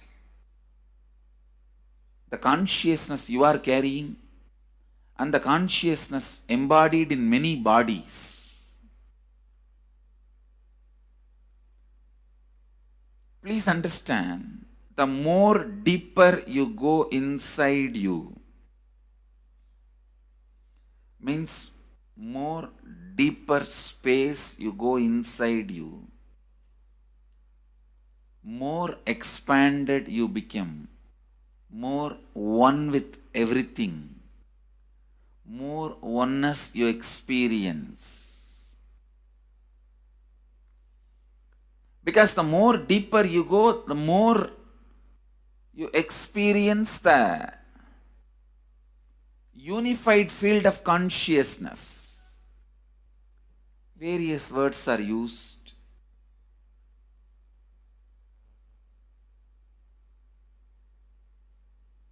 Some of the Hindu traditions uses the word Atma, Brahman. Some of the Hindu traditions use the word Nirvana. Whatever word you may use, Atman, Brahman, Nirvana, unified field of consciousness, whatever. But one thing I want to tell you, the deeper and deeper you go in your inner space, you experience the vast oneness. The more superficial you are, the more incompletions you carry with others, even with yourself. The more superficial you become, even your own right hand and left hand fights with each other. Different parts of you fights with you. Different thoughts of you,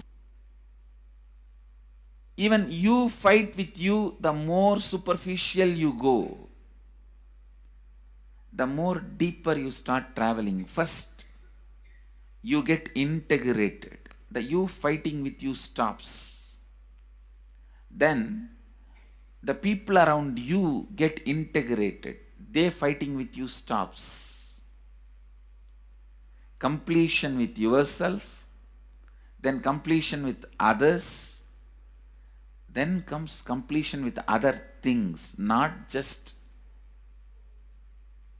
living beings, even with inanimate beings. The completion starts happening. Even with the nature, completion starts happening.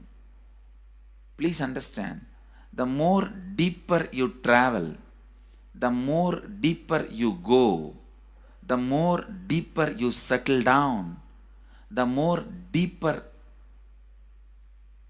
you start living. Your cognition expands. Your cognition includes. Your cognition becomes more and more inclusive.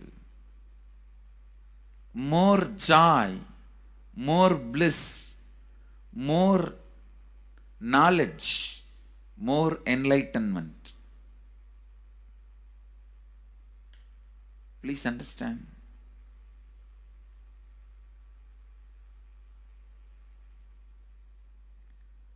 The more and more completion happens in you, you will see everyone around you feels complete with you.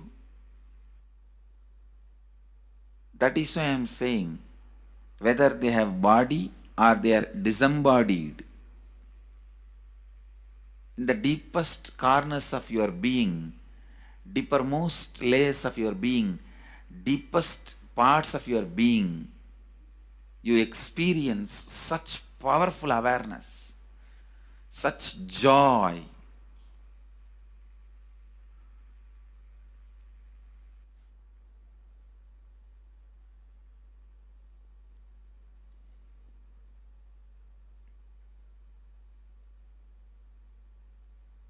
Going into the deepermost corners of your being not only is a joy, it's a power. Because suddenly you will see everybody around you, everything around you listens to you. It really becomes a vibrant power where the tendency to exploit is not there. Listen, that's a very important thing. Power without the tendency to exploit. Because as long as you feel the other person is separate from you, when you get the power, it will always be used for exploiting. Because the other person is separate from you, then naturally what you will feel? Let me suck all the possible energy, intelligence, time, talent, treasure. But when you feel the other person is your own extension, you will see, you will be showering so much, enriching so much. The power you have will not be exploiting, it will be enriching. I tell you, even if death comes at this moment, I can tell you very clearly, I can face the death directly and tell the death, I have enriched every human being more than what I received from anybody. I have given to every human being whom I met in my life more than what I received from them. My accounts is, come on, let's go. My accounts is clear. I don't have debt. No credit card money to be paid, loans to be paid, no debit card, no credit card. My accounts is clear. Understand, when you feel everyone is your extension, the power given to you, the power you gain, see, any living is power. Powerful way. Even in that, you will become powerful. So any lifestyle you choose, you will get power in that field. Whether it is exploiting or enriching, murdering or raping or go on serving. Whatever lifestyle you choose, living is power. When you go into the deepermost core of your being and start living based on completion, I tell you,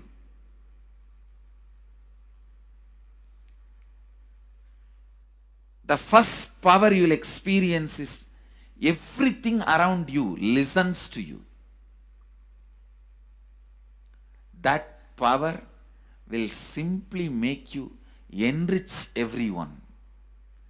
The best power you can have through living is power of enriching.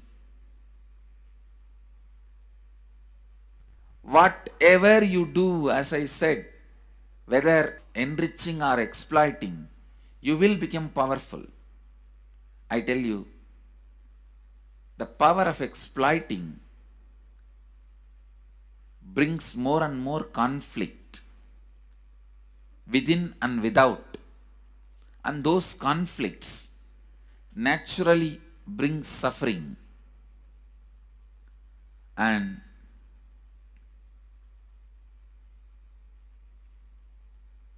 the power of enriching brings more and more completion in you and in others. This full month, Nithyananda Sangha all over the world.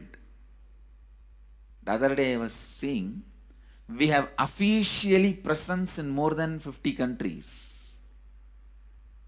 As devotees, group of devotees, we have presence in 100 countries. All over the world, we are going to celebrate this whole month for Global Peace Month, impacting global peace. All of us this whole month will live completion and do samskara dahana kriya, means burning the patterns which separates us from others, burning the patterns which are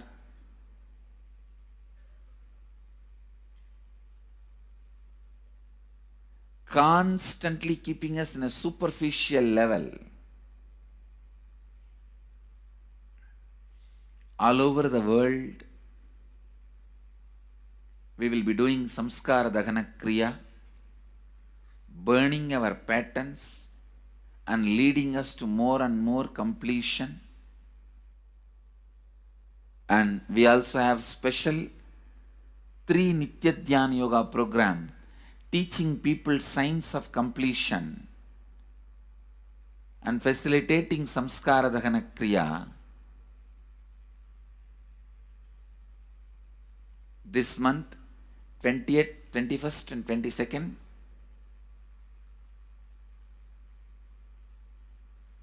this whole month, all over the world, all our temples, ashrams, centers, yoga centers, schools, colleges, universities should do samskara dahana kriya, should do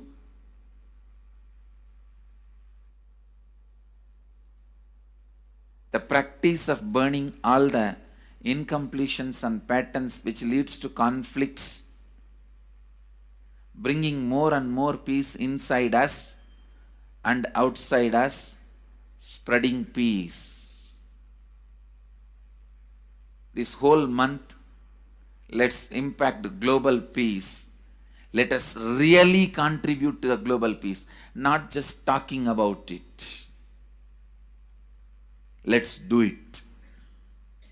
Let's do it. Not just talking about it. Let's do it.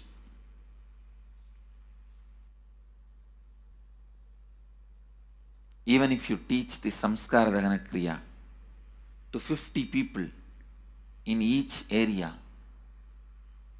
each place where we have centers, ashrams, temples, two-way centers, yoga centers, even 50 people, each Tanidar teaches, enriches them with these signs. The amount of suffering and negative waves, negative vibes reduction can contribute so much to the world. Please understand. One positive person can burn millions people negativity.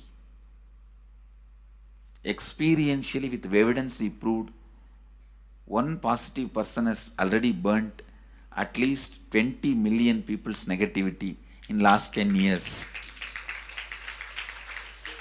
and brought peace. So each one of you, if you stand up as one positive being, one authentic, responsible, enriching being,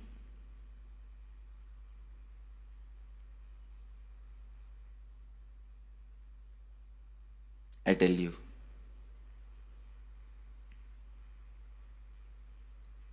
we can do so much to the world. It will be a better place than the time we entered. When we leave, it should be a better place. That's all. When we leave the earth, it should be a better place. So understand, inner peace is your birthright. Go to the depths of your being. Bring more and more completion into you. Completion with others. And start living. Today in the Inner Awakening session, it's all about completion with others. So last 6 days, literally, you worked so much, one by one by one by one by one, layer by layer by layer by layer. The completion with yourself.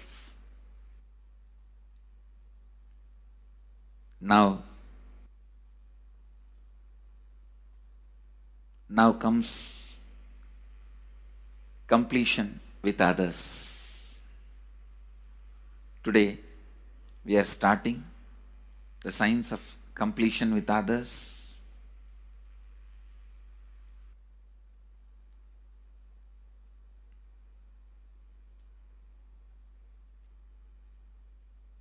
It's one of the most powerful signs.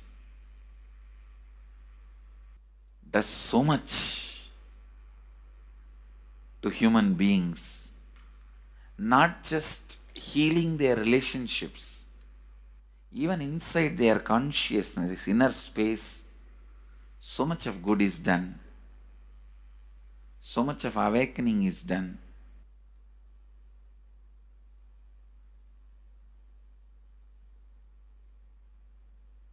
See, when you have completed with others, the kind of strength you feel is the power of Advaita. Strength of Advaita. Today the inner awakening sessions are all about completion with others. We have long session today working on completing with others. So with this, because today we have a long session with inner awakening, we are also lagging behind the syllabus. Actually, it is a good news, it's not a bad news, because participants are so sincere. They are going through the whole process so intensely, sincerely. Because of that, we are little delayed, but today I am going to catch up. Today I am going to spend more time and catch up with them, with the syllabus. So,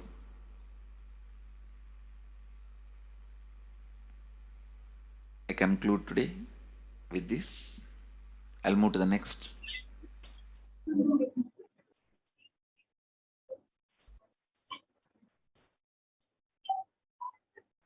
Now, let us listen from the Supreme Pontiff of Hinduism that the self-transformation is the secret to achieve global peace. Social answer means I'll tell, oh, you should all work for global peace. You should all work for turning the world. You should work for revolution. You should work for all these, that things. You should vote only the party which says that it will stop the war and all these things. This is the social answer. Nonsense. If you want the honest answer, I tell you, simply transform yourself. You can't do anything. If at all you can do, you would have done it. Be honest. If you can do, you would have done it. You are raising this question because you are not able to do. Am I right? So let us be very clear. Let us be honest. We are not able to do. Socially. That's the truth. That's the reason you are sitting here and raising the question. I tell you, understand few important things. There are a lot more attached to this question. We always feel the present is the world is totally spoiled. It is not going according to the rules or how it is supposed to be. It was wonderful once upon a time. In ancient time, things were going properly. Everything was well and great. And I tell you, 10,000 years ago, they found some writings on stone in Harappa Mohenjo-daro culture. Some stone writings have been discovered. The other day I read a beautiful book about that stone writings. That writings, it says, oh, nowadays the society is not as it should be. So much of war, there is no peace. In the early times, there was so much of peace. Society was really great. Things were as it should be. And it almost looks like a today newspaper editorial. 10,000 years ago, the same thing carved on a stone. Then understand, there was no such time as only good prevailed. It is just a fantasy. Hinduism, they call it Satya Yuga, the age of truth. There was a time only truth prevailed. And every religion, Christianity, they say the Garden of Adam and Eve. There was a time everything was wonderful. Every religion has got the fantasy. The past was great. There was golden past. Always the idea of golden past exists only in the past. The more you go back, again you say the past was great. And I tell you one thing, it is a wonderful way of postponing the acceptance. Otherwise, I can be sure the world was same as it is today. Whether it is 5,000 years ago or 10,000 years ago. Maybe one thing, there was no CNN channel that time. So the news did not reach you so quickly. That's all. The news did not reach you so quickly. That may be the only difference. But otherwise I can be sure the good and the bad was equal. Good and the bad was equal. The same amount of wars were there. All the other things were there. You read the Puranas, the mythological stories of India, you see enough of things. Enough of dirty things. I think sometimes I find a little more. And if you read completely the Puranas or the Hindu scriptures, there are a lot of things much worse than modern day. The criminal activities or bad things or negative things, whatever you say, all this stuff. And never think only present day is corrupted or violent. In the ancient days also, all these things were there. Only one thing was not there, CNN news or the internet. So the news did not reach you. But otherwise I can tell you, enough the good and bad was there. It always will exist. It will exist. All you can do is, if you awaken yourself, if you reach the enlightenment state, you can. And I tell you, enlightenment is the only service you can do to the society. Just become enlightened so that you will reduce the negativity. Now, as of now, you are also the part of negative group. Naturally, we will be a negative group. As long as we are unenlightened, we will be the part of collective negative consciousness. So if you become enlightened, at least you will reduce your weight. That's the only thing we can do. Nothing else can be done. So all I request you to do is just become enlightened. Realize that you are a lion. That's the only way to help yourself and the society. Otherwise, all revolutions, you see, all revolution again end up as one more tradition. In last 2000 years, 3000 wars have happened in the humanity. In 2000 years, 3000 wars. Human beings have not done anything except doing wars, except fighting. Everybody claims he wants to do revolution. He wants to spread peace. You see, every country claims their army is a defensive army. Then who is offending? Tell me. Every country says defensive army. Then who is offending? These are all just, games. The idea of peace is a pure game. Everybody wants to spread the peace according to them, not according to the other person. They want peace according to them. The other day I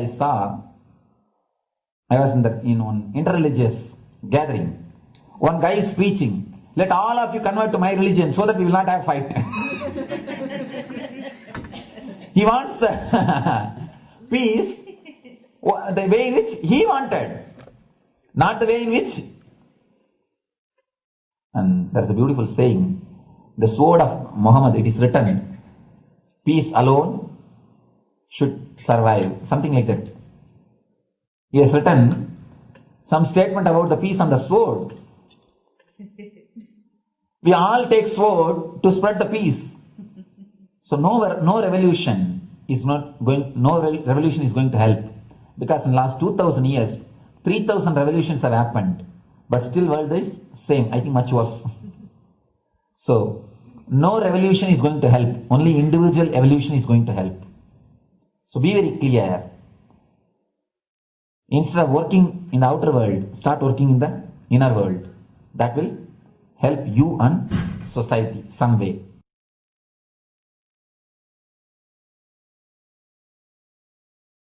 So listen carefully. The space of Shanti,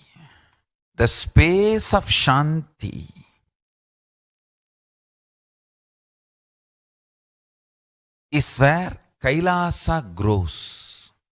Listen carefully. It is in the deep powerfulness of peace, or peace-centered powerfulness is the ground, breeding ground for Paramashivatva to manifest. Please understand. Like how pure mirror reflects everything, pure Shanti based Shakti, peace based powerfulness, Paramashiva manifests in peace based powerfulness. Please understand. Neither violence nor powerlessness. Powerlessness is weakness. Violence is abusive. Peace-centered powerfulness. Powerfulness-centered peace. All the Upanishads starts with peace, completes with peace. Shanti mantra. Starts with Shanti mantra, gets completed with Shanti mantra.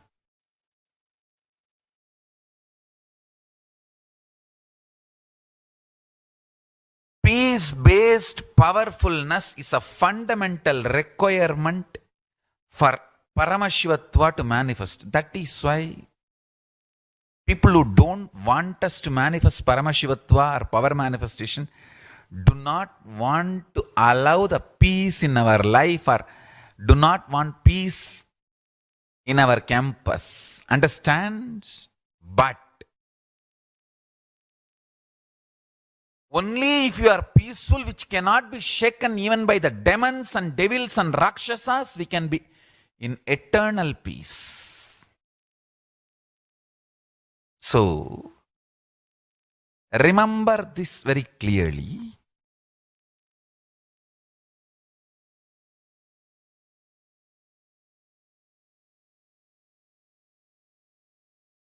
Peace alters the very DNA structure, genetic structure, the core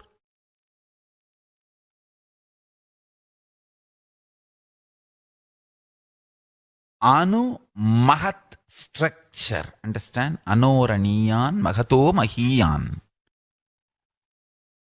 The consciousness in you is atom inside the atom, Mahat, more than Mahat. That Anoraniyan Mahato Mahiyan. That consciousness starts growing in you with more and more peace-based powerfulness developing in you. Nothing can be compared to unclutching. Spend more time, energy in unclutching. It will never be wasted. Time spent on unclutching is the most productive time for you in your life, because unclutching completely makes you altogether a different material. Understand? It makes your very biomemory, muscle memory, core structure, molecular structure, genetic structure, DNA structure, everything. All the 8 energy flow circuits, 7 energy flows, 1 the pure conscious explosion. So totally 8 energy flow circuits exist in you. All the 8 explodes when you unclutch. Understand? Unclutching is the space of Sri Kailasa.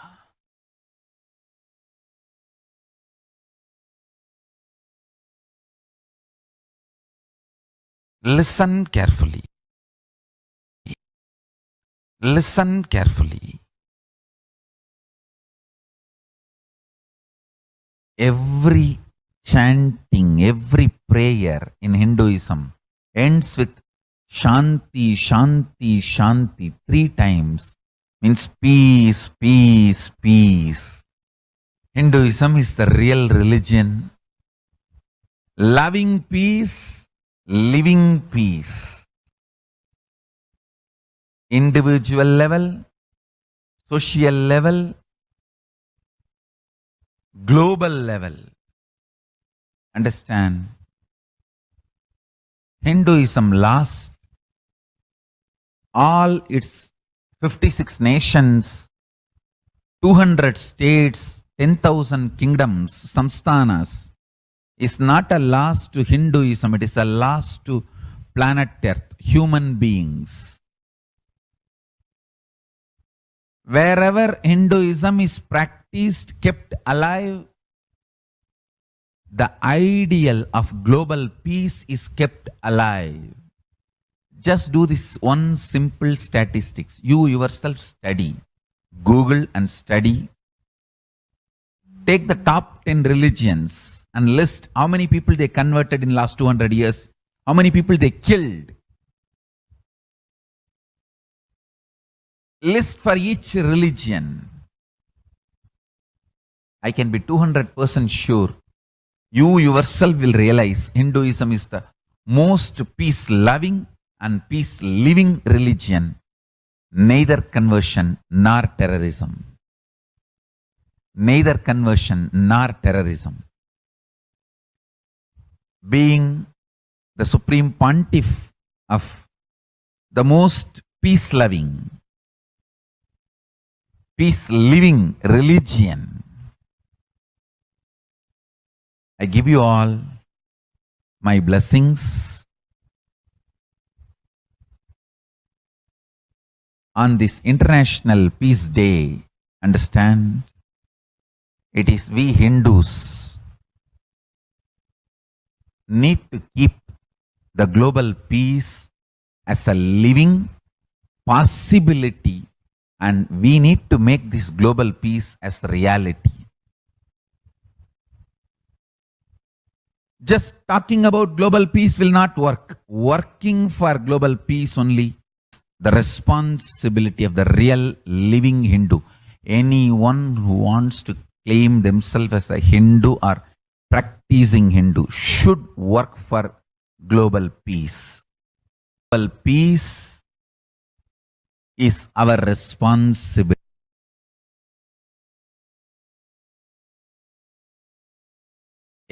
Every Hindus have the responsibility to bring global peace. So you can also throw a challenge. See, if you are making a Hindu micronation, you can throw this challenge to each one, your friends, family, 10 people. Let them participate in the challenge and then let them send a challenge to others. So I welcome all the living and practicing Hindus to become founding fathers of Kailasa micronation in your countries. You can also make a challenge, like how they made ice bucket challenge and all that. We can make a challenge. You form Hindu micronation and claim, I am the founding father of the Hindu micronation Kailasa.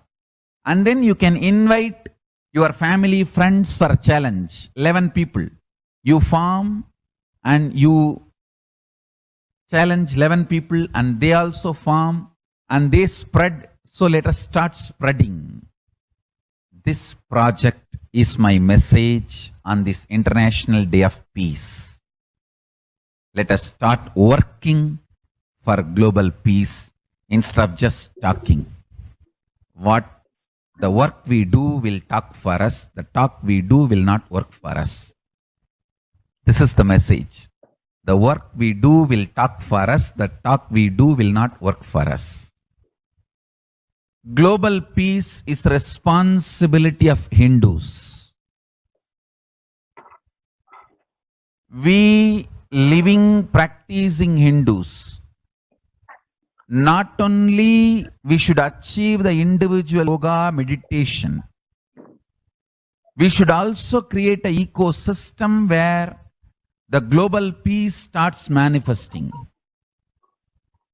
This Kailasa Hindu micronation is the enlightenment ecosystem. I request every living, practicing Hindu to manifest, do it. So the global peace can manifest from these Kailasa Hindu micronations all over the world. Hindus have the Now, let's understand the Supreme Pontiff of Hinduism contributions for global peace and super consciousness breakthrough. The sovereign order of Kailasa, led by the Supreme Pontiff of Hinduism and Nithyananda order of monks, nuns, and Hindu diaspora are working for global peace and to give a super consciousness breakthrough to humanity. It is the Supreme Pontiff of Hinduism's mission to revive a conscious world where the global issues at the climate, economic, social, health, and humanitarian levels cease to exist from their very root, turning the problems of poverty, hunger, violence, discrimination into powerful living through the experience of oneness. The Supreme Pontiff of Hinduism has been working from the very grassroots level to usher in an era of peace at all levels, individual, societal, national, and global. His deep insights into the workings of the human mind, body, emotions have enabled him to powerfully and directly address various social, emotional problems facing humanity today. Some of the ways that the Supreme Pontiff of Hinduism provides spiritual solutions to combat the pandemic and other issues.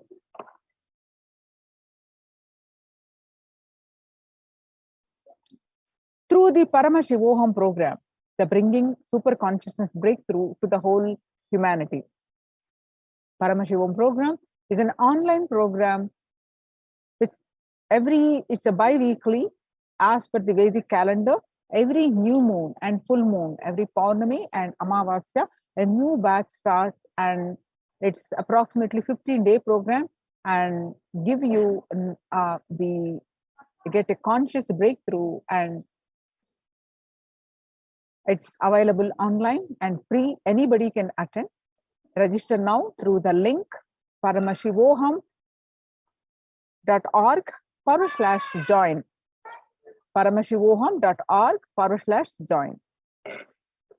And next batch starts at November 4th. And Paramashivoham, you can get experience just attending one day. Each day is a single day course also. You can attend one single day and experience the Paramashivoham.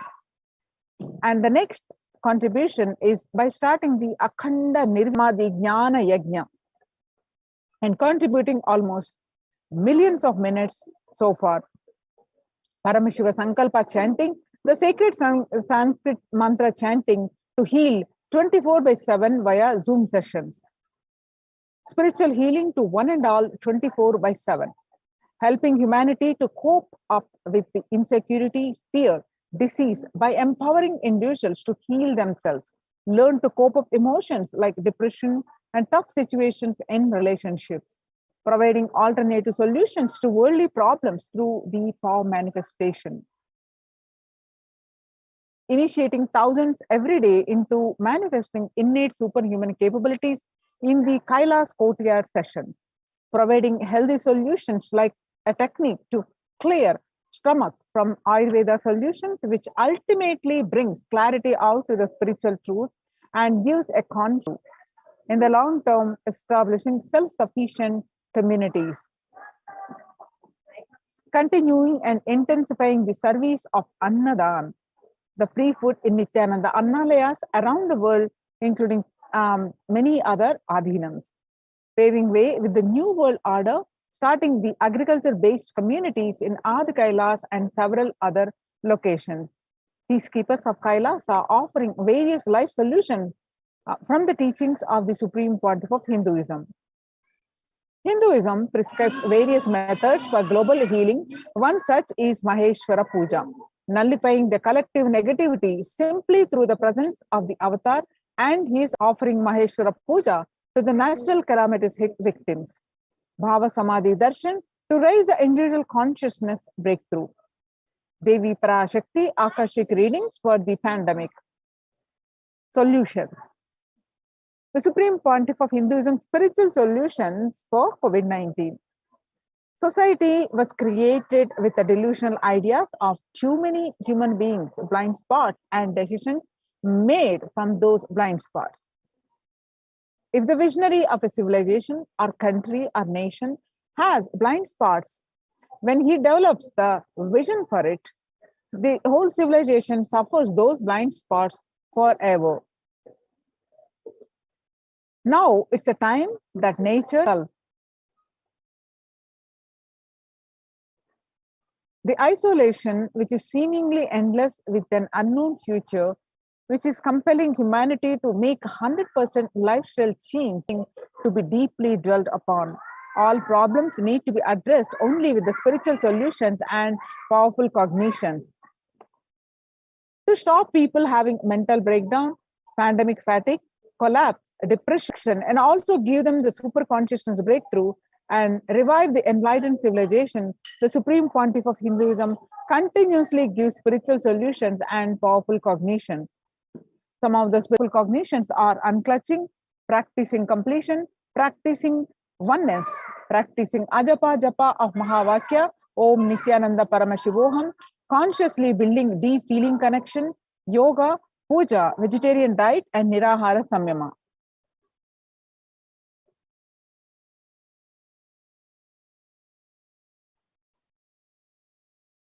And all these spiritual solutions are free. All the programs healing are free and open for all. And now let us take a few minutes to share with as many people as possible. Let us save the world and let us give them the experience of unclutching, Nirvikalpa Samadhi initiating, and save people from pandemic fatigue, epidemic fatigue, destruction, and delusion. To help people to have a super consciousness breakthrough and sail through this pralaya.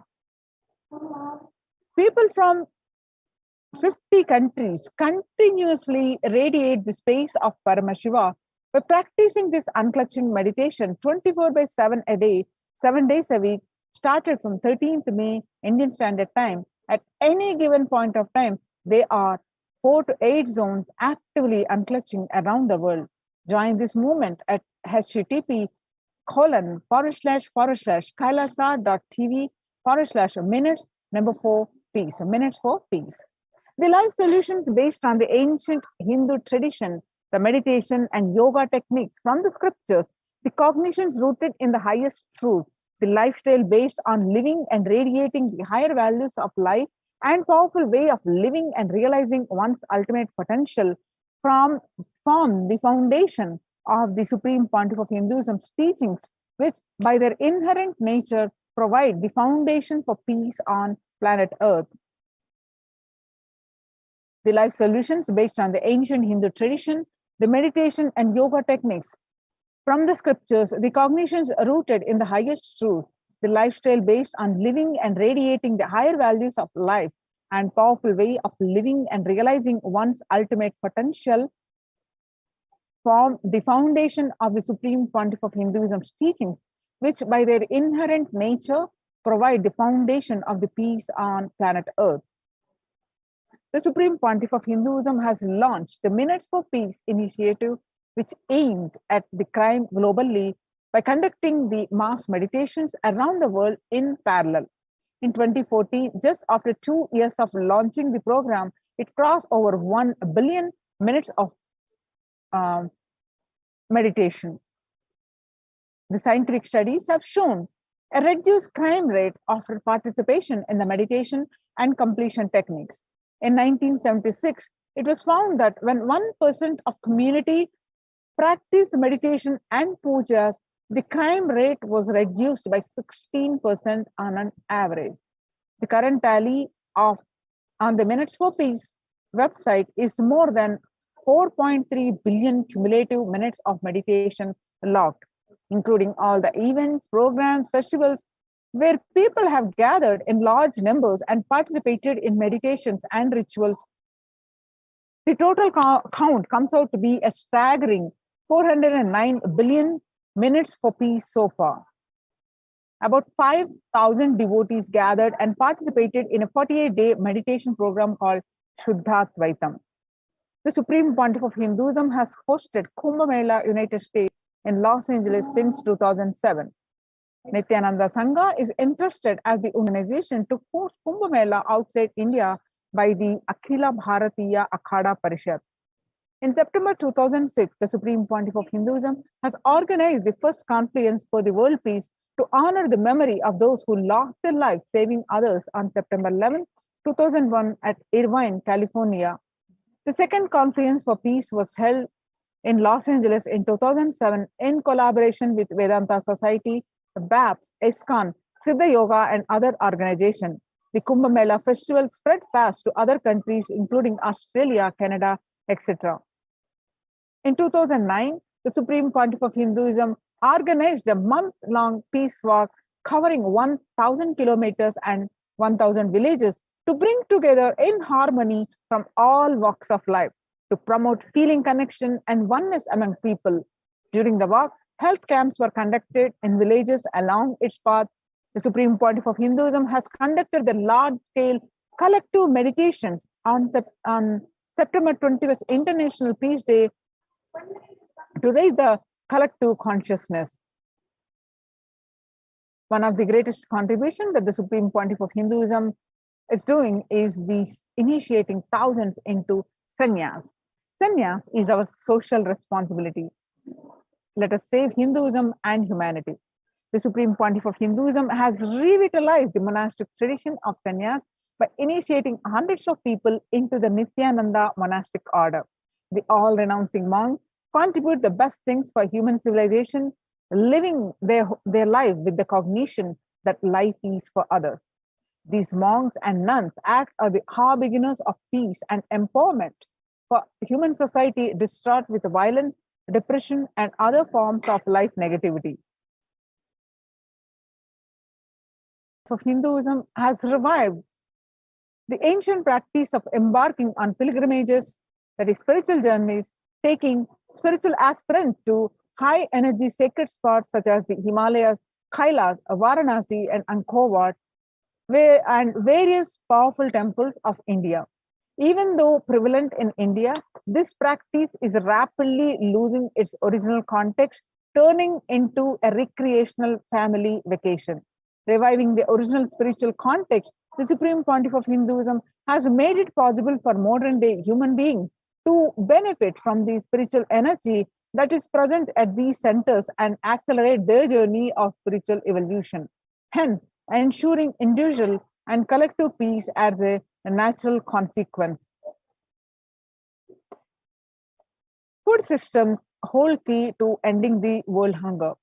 Effects of the COVID-19 pandemic, the UN has noted a dramatic increase in the world hunger. According to the state of food security and nutrition in the world, 1/10 of global population, as many as 811 million people, were undernourished in 2020, an increase of 118 million from 2019. According to the EAT, land diets with diversity of plant-based foods, low amounts of animal source food, unsaturated rather than saturated fats, or limited amounts of refined sugars, refined grains, highly processed food, and added sugars could prevent between 19 and 24% of all adult deaths each year.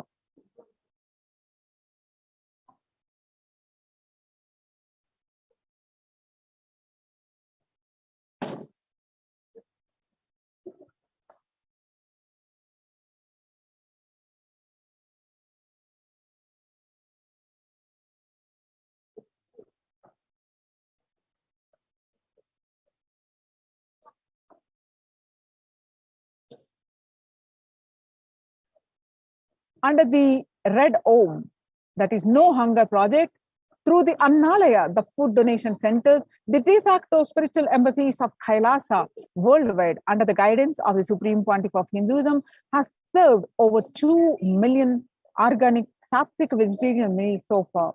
Giving free food to all the citizens is the economic policy of Kailasa, deriving the difference from Vedas and Agamas.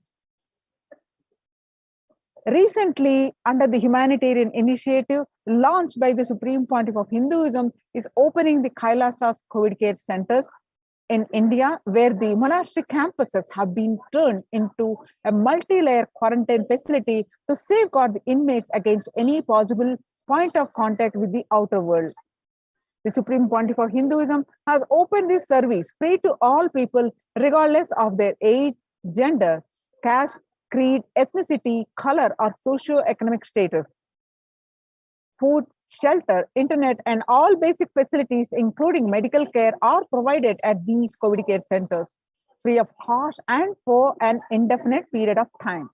The outcome has been a splendid zero infection rate so far among the participants, a feat not achieved anywhere else in the world, let alone in India.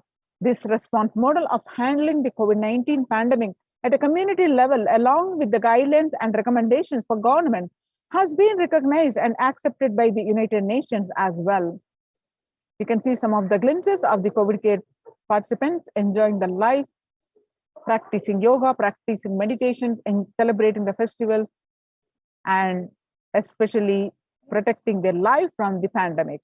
So join the COVID care protection centers. Register now through the link below, https://kailasa.org/kailasa care.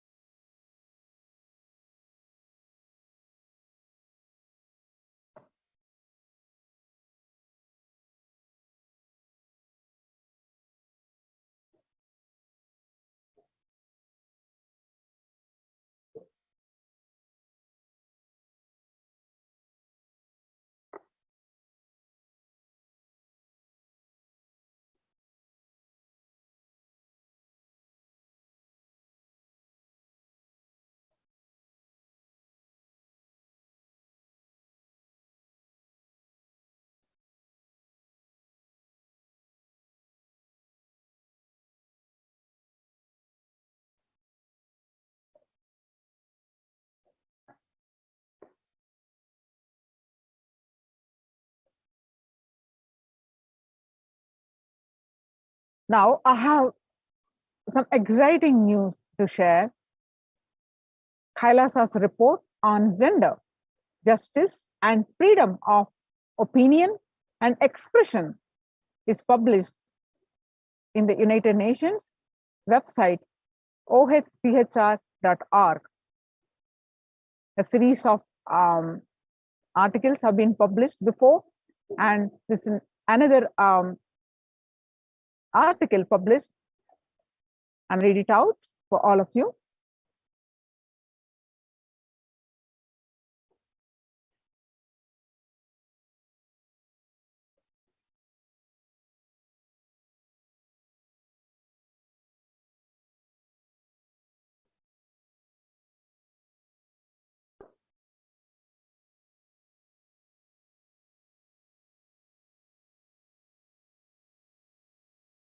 Report on gender justice and freedom of opinion and expression, published on 30th of July 2021. Special reporters on the promotion and protection of freedom of opinion and expression. This report is the first report in the 27 years history of the mandate to be devoted exclusively to the challenges that women face in exercising their freedom of opinion and expression, recalling that the Human Rights Council adopted Resolution 23/2 adopted in June 2013, in which it is called the mandate to report on the role of freedom of opinion and expression in empowering women. The special reporter on freedom of opinion and expression analysis the challenges that women face offline and online adopting to gender lens, she finds that despite the impressive gains made by women, equality and the right to freedom of opinion and expression, and underlines the vital importance of their inclusive realization for the achievement of peace, democracy, and sustainable development. The special reporter makes specific recommendations to stress the international community and companies to create enabling environment and safe digital space for women's equal enjoyment of freedom of opinion and expression.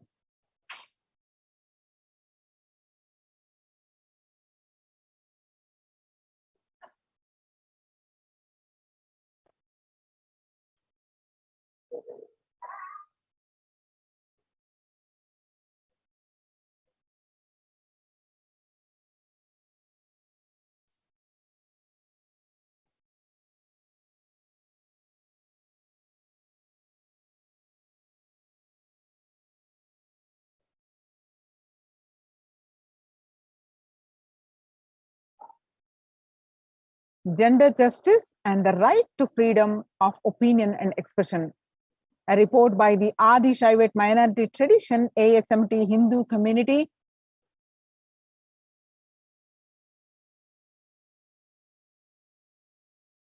And you can see the full article here, which got published. Then you can read this full article by downloading from the Facebook profile page of the Supreme Pontiff of Hinduism.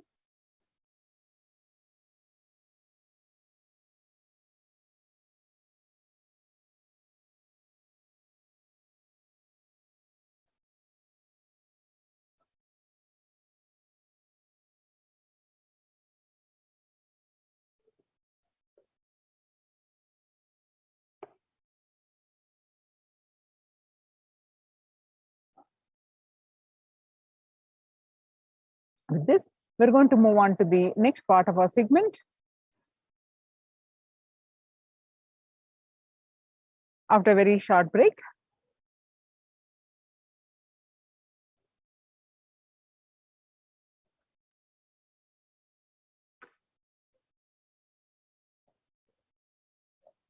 Thank you, Nithyanandam.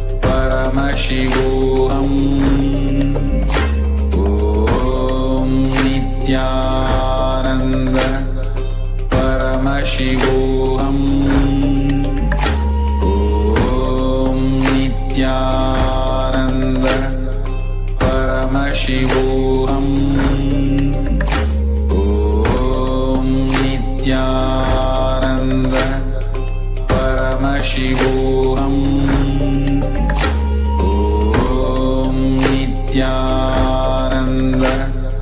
Paramashivoham. Om Nithyananda Paramashivoham. Om Nithyananda Paramashivoham. Om Nithyananda Paramashivoham.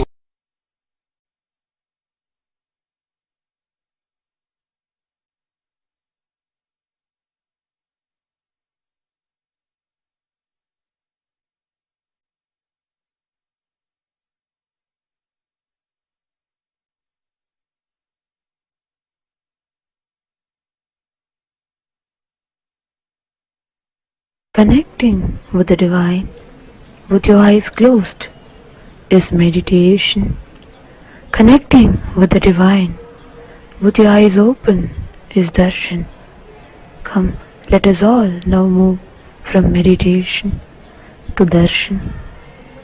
Slowly, very slowly, please open your eyes.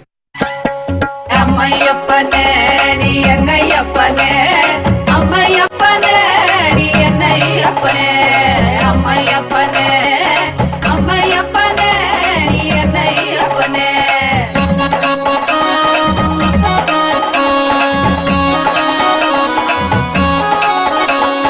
மக்களுக்காக மறுபடியும் நீ அவதரித்தானே, மக்களுக்காக மறுபடியும் நீ அவதரித்தானே.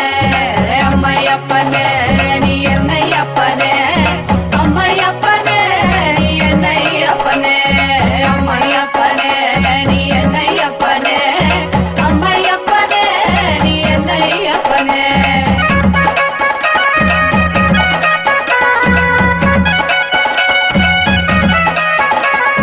காக்கா காக்கா கவிமிக அழக, நோக்கா நோக்கா நின்னருள் பெருக, காக்கா காக்கா கவிமிக அழக, நோக்கா நோக்கா நின்னருள் பெருக. ஏதும் பிற இருந்தால் கருணை நீ செய்யும் எந்தாயே, ஏதும் பிற இருந்தால் கருணை நீ செய்யும் எந்தாயே, அப்பனே செய்யும் எந்தாயே.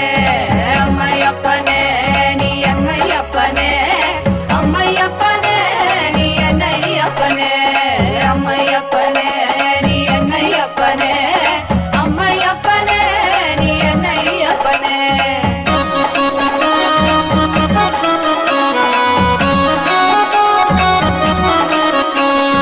மக்களுக்காக மறுபடியும் நீ அவதரித்தானே, மக்களுக்காக மறுபடியும் நீ அவதரித்தானே.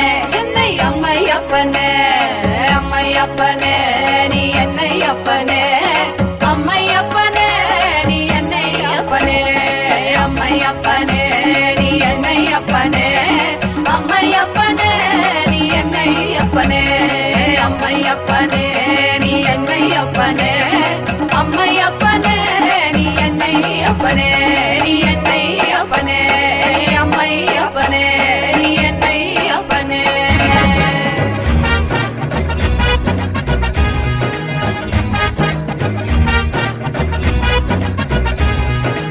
ஆறுபடைக்கப்பா ஓம் ஆறுபடைக்கப்பா, நித்தியன் வாழும் நித்தியபுரி மலையே ஆறுபடைக்கப்பா, ஆறுபடைக்கப்பா ஓம் ஆறுபடைக்கப்பா, நித்தியன் வாழும் நித்தியபுரி மலையே ஆறுபடைக்கப்பா. அறுபடை சக்தி ஒருமுக நித்தியனின் திருவடியை நாம் காண்போம், நித்யா திருவடியை நாம் காண்போம். நித்தியன் திருவடி கண்டு நோயற்ற வாழ்வினை பெறுவோம், நித்தியன் திருவடி கண்டு நோயற்ற வாழ்வினை பெறுவோம். ஆறுபடைக்கப்பா ஓம் ஆறுபடைக்கப்பா, நித்தியன் வாழும் நித்தியபுரி மலையே ஆறுபடைக்கப்பா, ஆறுபடைக்கப்பா ஓம் ஆறுபடைக்கப்பா, நித்தியன் வாழும் இதையே ஆறுபடைக்கப்பா. கேட்டால் தருவாய் வந்தால் அருள்வாய், நித்தியபுரி நித்யா நித்யா நித்தியபுரி நித்யா. நித்யன் பாதம் கண்டு சகல செல்வமும் பெறுவோம். நித்யன் பாதம் கண்டு சகல செல்வமும் பெறுவோம். ஆறுபடை அப்பா ஓம் ஆறுபடை அப்பா நித்யன் வாழும் நித்யபுரி மலையே. ஆறுபடை அப்பா ஆறுபடை அப்பா ஓம் ஆறுபடை அப்பா நித்யன் வாழும் நித்யபுரி மலையே. ஆறுபடை அப்பா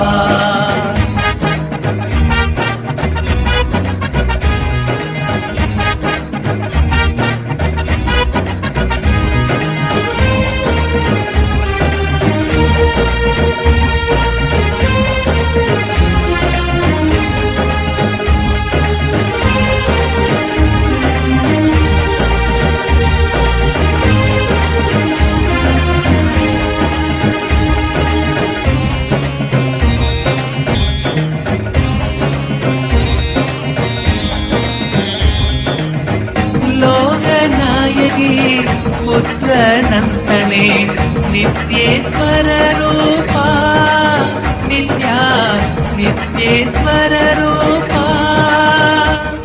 உனை தஞ்சம் அடையும் பக்தரை காத்தருள்வாய் ஐயா. உனை தஞ்சம் அடையும் பக்தரை காத்தருள்வாய் ஐயா. ஆறுபடை அப்பா ஓம் ஆறுபடை அப்பா நித்யன் வாழும் நித்யபுரி மலையே. ஆறுபடை அப்பா ஆறுபடை அப்பா ஓம் ஆறுபடை அப்பா நித்யன் வாழும் நித்யபுரி மலையே. ஆறுபடை அப்பா மார்கழி மாதத்தில் குதித்த நித்யனே நித்யபுரி நித்யா நித்யா நித்யபுரி நித்யா. உன் பாதம் கண்டு நாங்கள் சரணடைந்தோமே. உன் பாதம் கண்டு நாங்கள் சரணடைந்தோமே. ஆறுபடை அப்பா ஓம் ஆறுபடை அப்பா நித்யன் வாழும் நித்யபுரி மலையே. ஆறுபடை அப்பா ஆறுபடை அப்பா ஓம் ஆறுபடை அப்பா நித்யன் வாழும் நித்யபுரி மலையே. ஆறுபடை அப்பா ஆறுபடை அப்பா ஓம் ஆறுபடை அப்பா நித்யன் வாழும் நித்யபுரி மலையே. ஆறுபடை அப்பா ஆறுபடை அப்பா ஓம் ஆறுபடை அப்பா நித்யன் வாழும் நித்யபுரி மலையே. ஆறுபடை அப்பா ஆறுபடை அப்பா ஓம் ஆறுபடை அப்பா நித்யன் வாழும் நித்யபுரி மலையே. ஆறுபடை அப்பா ஆறுபடை அப்பா ஓம் ஆறுபடை அப்பா நித்யன் வாழும் நித்யபுரி மலையே. ஆறுபடை அப்பா ஆறுபடை அப்பா. ஓம் நித்யானந்தேஸ்வர பரமசிவ சமாரம்பாம் நித்யானந்தேஸ்வரி பரமசக்யமாம் अस्मदाचार्यपर्यन्ताम् वन्दे गुरुपरम्पराम्.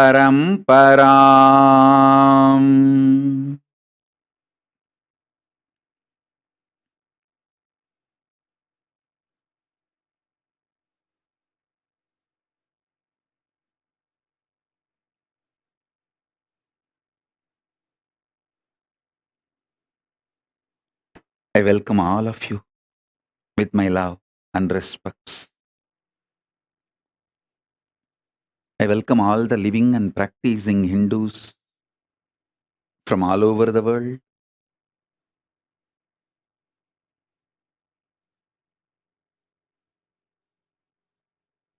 All the ministers, diplomats, ambassadors, citizens, consulate generals, Mantreshwaras, Vidyeshwaras, Ganeshwaras, Lokeshwaras, Astreshwaras. I welcome all of you with my love and blessings.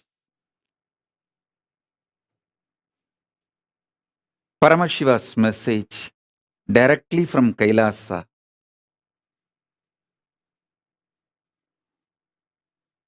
Fourth force strong nuclear power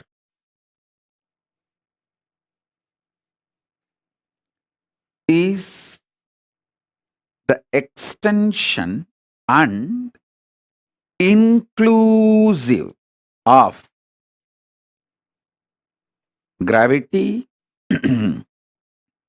electromagnetic force, weak nuclear force, all its permutation combinations. Listen. The fourth force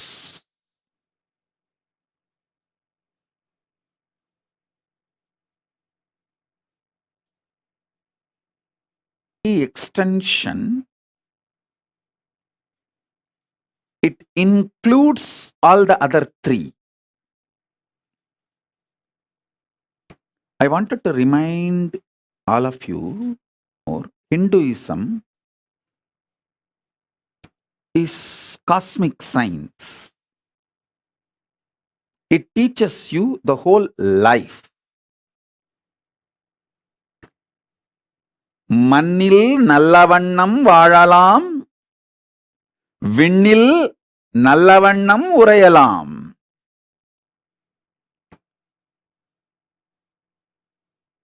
மண்ணில் வாழும் அறிவியலும் விண்ணை ஆளும் அறிவியலும் சேர்ந்ததே சனாதன Hindu தர்மம். Listen. A blissful, happy life with all the auspiciousness in this plane and the most auspicious, beautiful, powerful life in the higher planes. Hinduism teaches you the science of this. It's a cosmic science. Feel pride and feel blessed. You are born Hindu and are practicing Hindu. You have been given this powerful knowledge. You are the inheritors of this great powerful knowledge. One of the worst crime done to humanity is teaching humanity that you have only one life. No. Listen to this carefully. Listen to this carefully.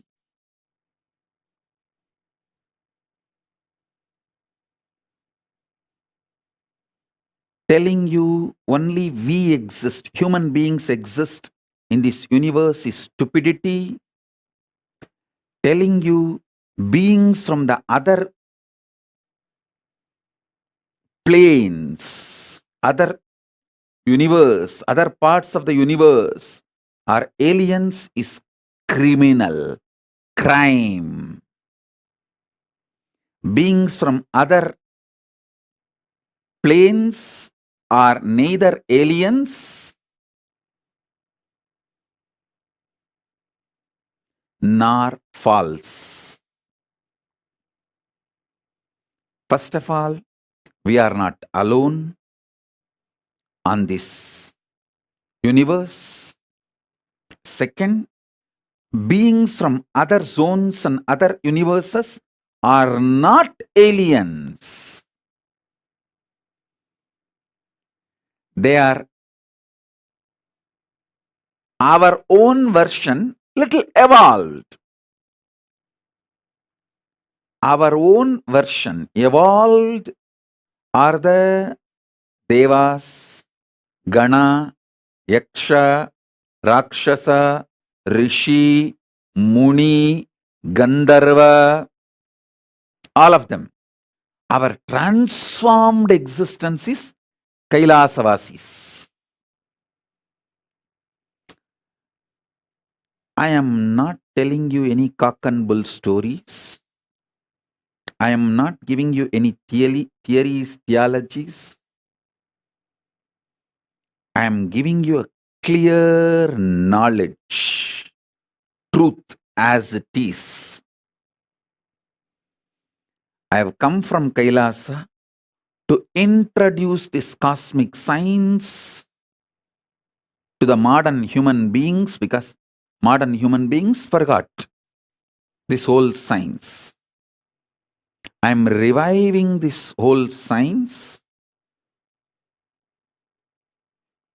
So listen.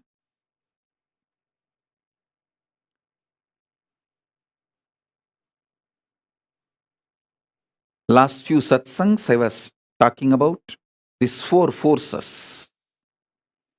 Today I wanted to talk about fourth force and giving more understanding about the third force also.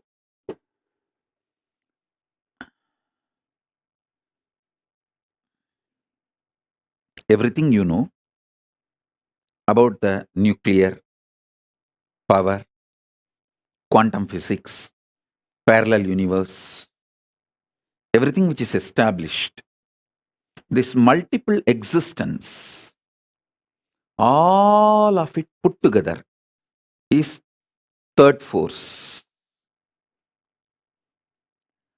Third forces, imaginary fantasy extension. If you do a scientific fiction movie, sci-fi movie, based on all your understandings about the third force, it is fourth force. Listen. Till now, human beings have not decoded the fourth force in a concrete way, but the fourth force is all possibility of third force. Because it is all possibility of the third force, any science fiction movie you develop based on anything you know about the third force is a reality in the fourth force. Listen to that. I'm repeating. Any fantasy imagination you develop centered on the principles you know about the third force is part of the fourth force. Because the fourth force is everything you can imagine as an extension, transformation, multiplication of the third force and more.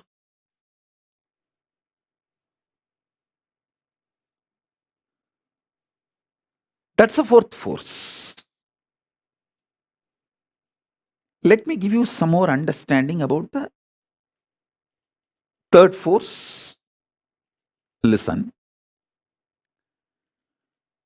Multiple universes, planes exist. That's the first thing. Pitruloka is true. When you leave the physical body, sarira, the causal body,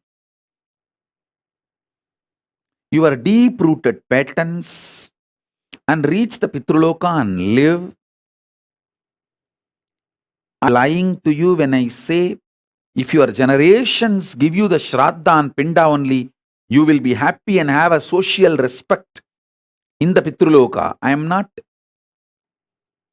strategic or cunning or lying when I utter this word.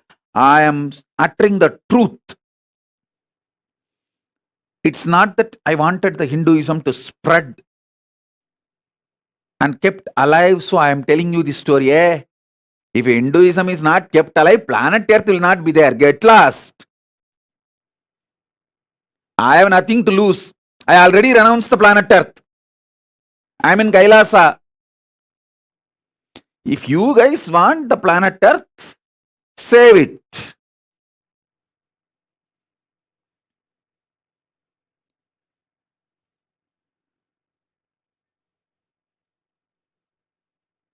I am here only to give you the truth as it is.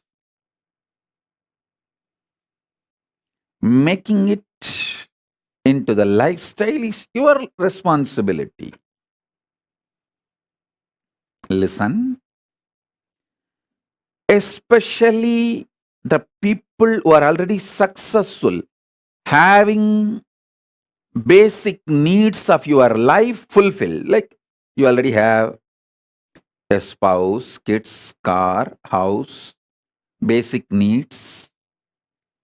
All those people, those of you, it's your responsibility to create ecosystem for your next generations to understand, internalize the science of Hinduism, the cosmic science, the greater science, and keep it alive. I was so happy when I educated myself about this ISKCON's temple they are building in Mayapur, the temple of Vedic planetarium, where they are describing the Vaishnavite Srimad Bhagavatam description of the multi-universes, the multiple universes, the different lokas.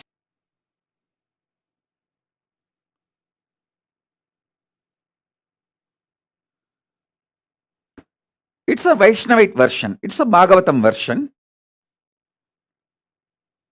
But I'm so happy that they have attempted to make people understand about the existence of the multiple universes, the vertical time zones. Surely, I'll be giving the Vedic Agamic version of the multiple universes and building a temple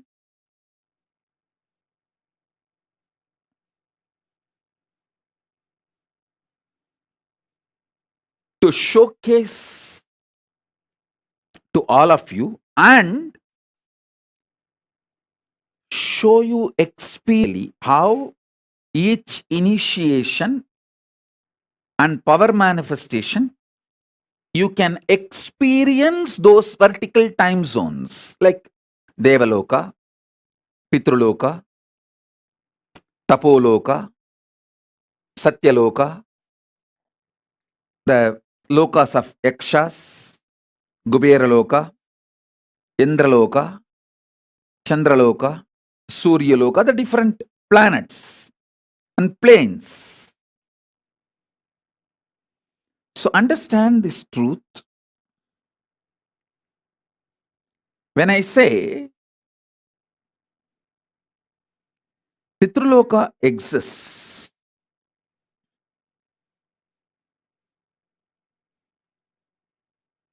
it is true.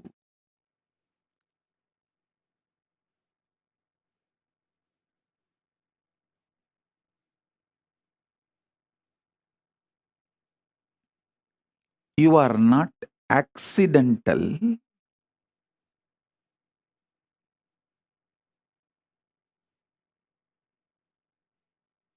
Evolution of some biological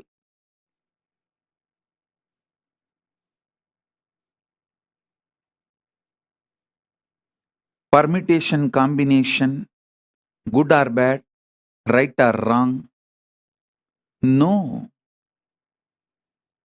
You are a conscious manifestation to celebrate, live your existence on this plane and in higher planes, vertical time zones.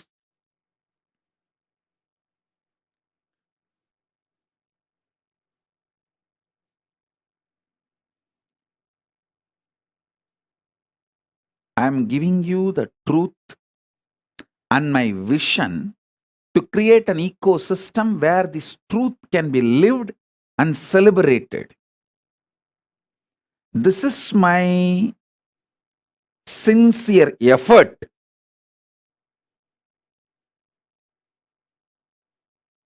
to make the Kailasa, whether the first Kailasa I manifested in Tirucham or the Kailasa I am manifesting in multiple places now, I am manifesting. This is the vision. Vision is where human beings are given a very powerful supportive ecosystem where they are complete about everything related to this world: health, wealth, beautiful relationships, success, feeling empowered, enlightened, and know about the vertical time zone, multiple universes, and start experiencing it, preparing themselves to live in those spaces after they leave the body. Because life doesn't end when your body stops functioning. No.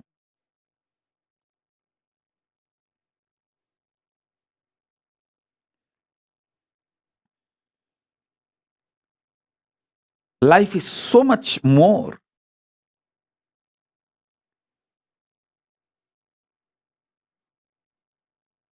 Than you can even imagine, understand.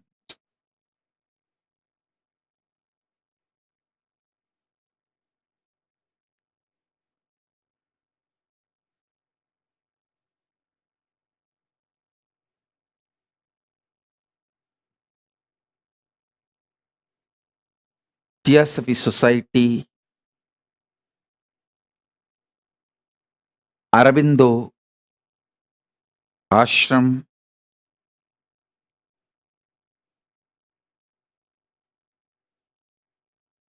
Paramahamsa Yogananda, Osho, Maharishi Mahesh Yogi, ISKCON, Ramakrishna Mission, Sampradaya, all of them have sincerely trying to make the same vision in their own version.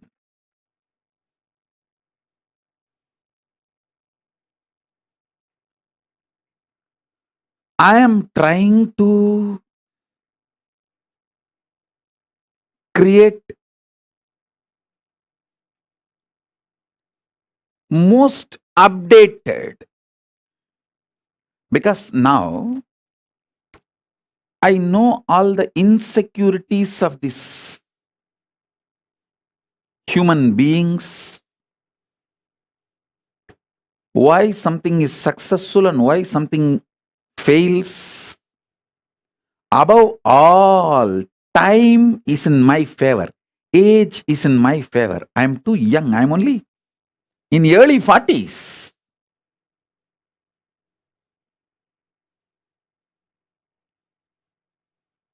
Whole life is in front of me. Already I have 41 Chaturmasya spiritual strength,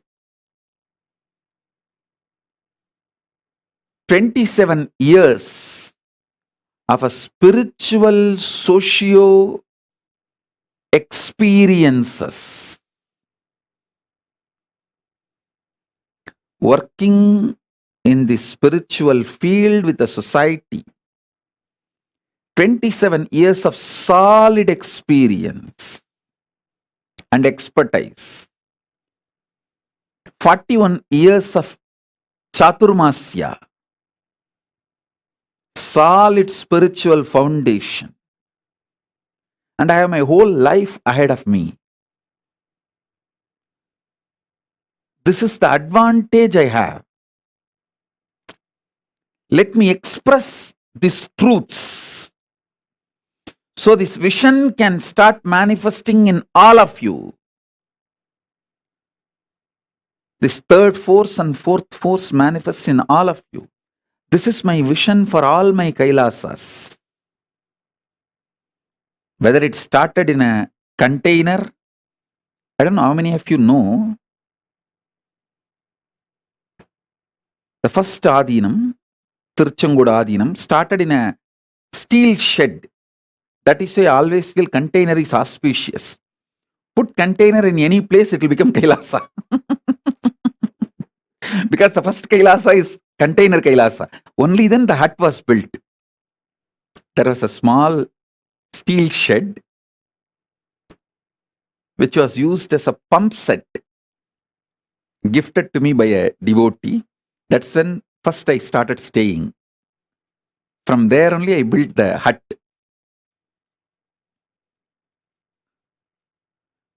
So that is why even now, anywhere people give me, donate property, I tell them first put a container, plant a container, start container Kailasa. From there it will evolve. From container Kailasa to uncontainable Kailasa. The vision is same. Where we provide an ecosystem for human beings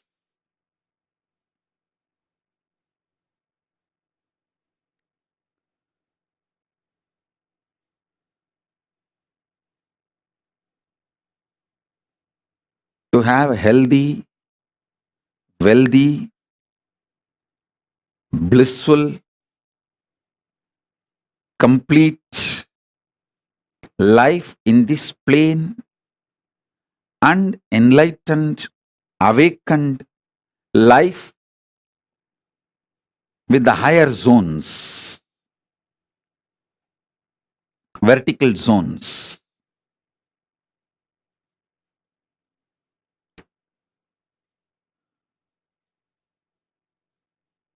Still, many of my vision is not yet unfolded into reality, but I have spelled out my vision very clearly.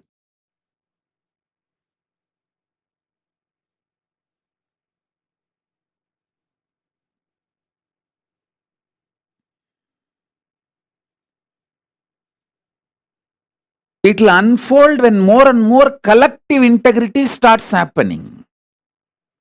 For example, I wanted to evolve the Sambhavana system. The Grihasthas can make wealth for their personal life and expenses. Working for Hinduism, for Kailasa, like a win-win. You strengthen the Kailasa and you also get personal income. This was the vision I revealed maybe 2005 or 6 with a project called Anand Samaj. Is a kind of a communities evolving everywhere.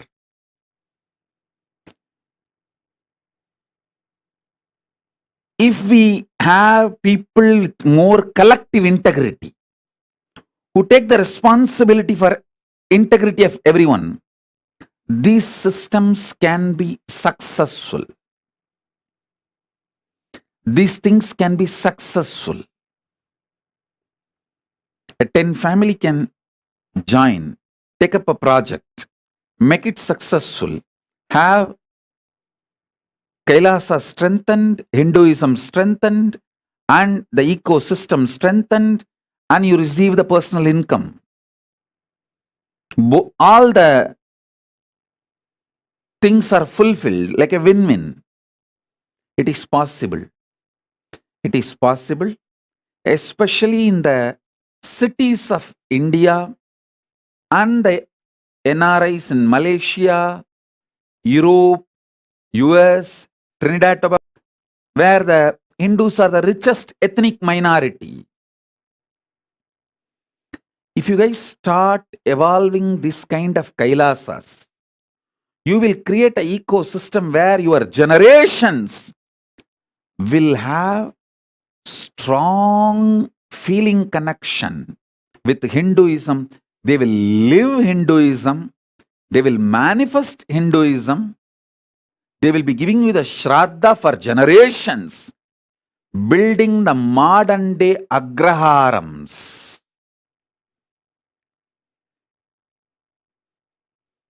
Temple-centric communities, கோவில் பெருங்குடிகள்.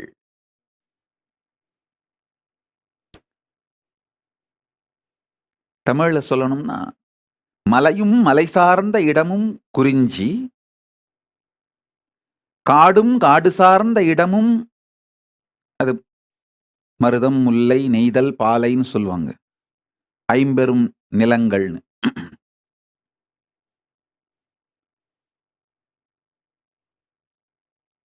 காடும் காடு சார்ந்த இடமும், வயலும் வயல் சார்ந்த இடமும், கடலும் கடல் சார்ந்த இடமும், குறிஞ்சி, முல்லை, மருதம், நெய்தல், பாலை 5 நிலங்களை சொல்வார்கள். மலையும் மலை சார்ந்த இடமும் குறிஞ்சி. அது எனக்கு தெரியும். காரணம் என்ன? நான் அந்த மலை சார்ந்த இடத்திலே பிறந்து வளர்ந்ததால். அதுபோல நன்றாக புரிந்து கொள்ளுங்கள். 6ஆம் நிலம் ஒன்று உண்டு. கோவிலும் கோவில் சார்ந்த இடமும் Kailasam.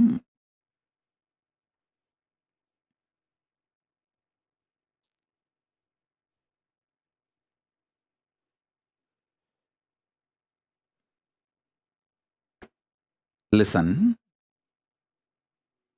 Temple-centric communities, temple-centric lifestyle,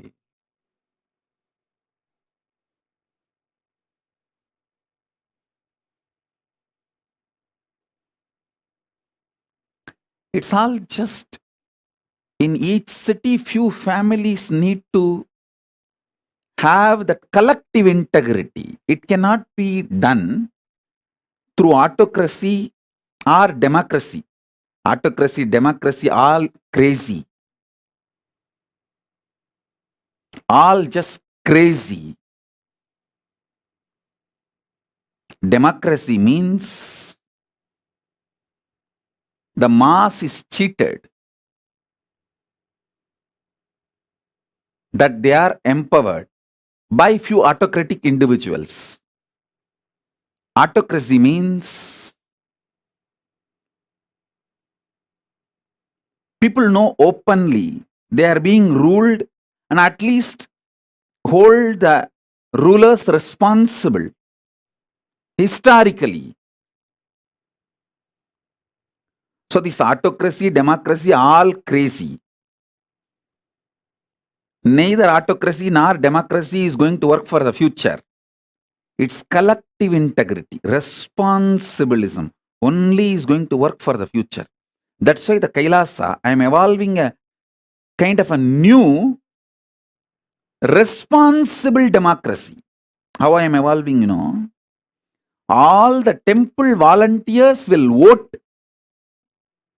any issue related to running the temple. All the donors will vote any issue related to money. All the administrators only will vote any issues related to administrative policies. A temple volunteer, if he is volunteering for administration also, he will have 2 votes. He will have a vote in the temple related and administration related because he is involved in administration. If he is an SJP donor, he will have the voting, one more vote to involve and vote about the economic affairs. So the votes are given based on the responsibility, responsibilism. Responsible democracy evolves collective integrity. That's the way I'm evolving now. I'm actually sitting and penning down the whole principles, how the Kailasa should be run, the guidelines. I'm making it into a responsible democracy. If you are a temple volunteer, maintaining temple, you have the right to vote everything related to temple affairs. If you are a donor, SJP Yajaman, you get 1 vote related to all the economic affairs. If you are a SJP Karta, you get 5 votes, all related to economic affairs. If you are volunteering in administration, you get vote to vote in all affairs of administration. If you are volunteering in garden, housekeeping, you get the right to vote in all the affairs of the gardening, housekeeping. Responsible democracy.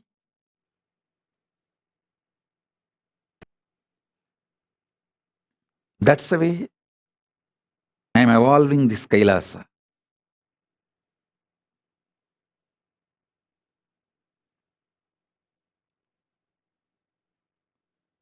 These digital ecosystems and the spiritual ecosystems I am evolving all over the world.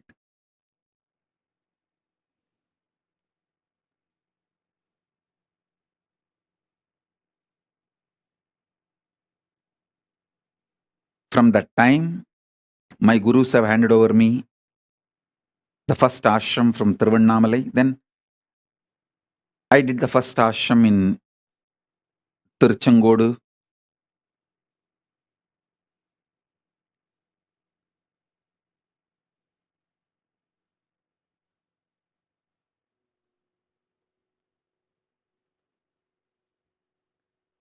My vision for Kailasa is clear. As I said, மலையும் மலை சார்ந்த இடமும் குறிஞ்சி, காடும் காடு சார்ந்த இடமும் முல்லை, வயலும் வயல் சார்ந்த இடமும் மருதம், மணலும் மணல் சார்ந்த இடமும் நெய்தல்,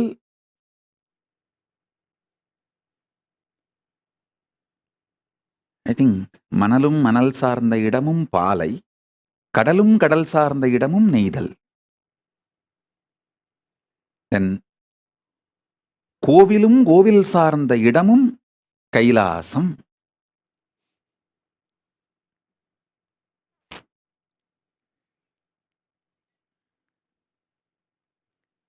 We need to evolve Kailasa everywhere. I am seeing some of the successful Kailasas. Banu Patel has done a best Kailasa in Oklahoma.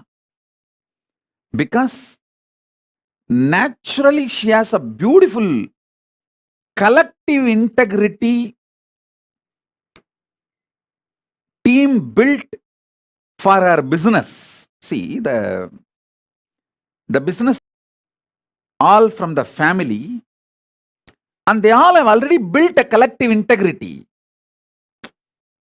That is why that the Kailasa Oklahoma is such big success. The best kept deities,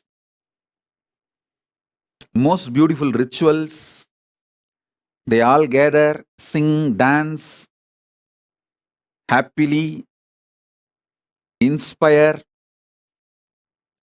live Hinduism, do Garba dance, Bhagavad Gita, Guru Puja, Shiva Puja, spirituality, meditation, yoga, whatever they can. I tell you, they already formed a ecosystem where their generations will learn more and more about Hinduism and live, practice.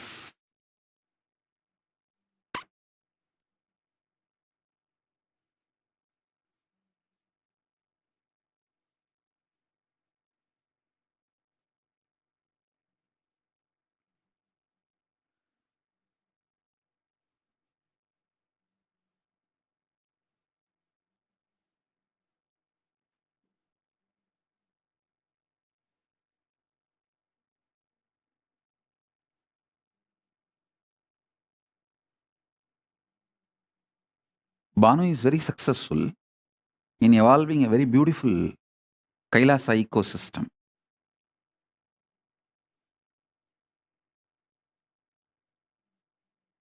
Maybe little more enlightenment, education, knowledge, all that will happen in course of time. But the ecosystem is successful. I feel everywhere, every city, in US, Europe,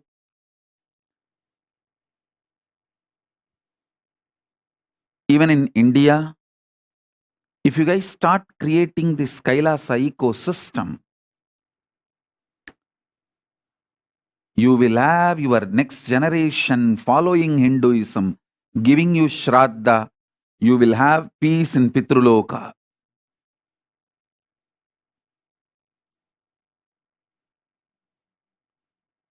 The Kailasa will evolve beautifully on the planet Earth. திரும்ப சொல்றேன், மலையும் மலை சார்ந்த இடமும் குறிஞ்சி, காடும் காடு சார்ந்த இடமும் முல்லை, வயலும் வயல் சார்ந்த இடமும் மருதம், கடலும் கடல் சார்ந்த இடமும் நெய்தல், மணலும் மணல் சார்ந்த இடமும் பாலை. ஏன் மெமரிலேயே கரெக்டா இருந்து, இவனுங்க ரெஃபரன்ஸ் கொடுக்குறேன்னு சொல்லி துண்டு சீட்டு கொடுத்து என்ன குழப்பிட்டானுங்க. எப்பவுமே நம்ம மண்டையை நம்புறது தான் பெஸ்ட். துண்டு சீட்டை நம்பினோம்னா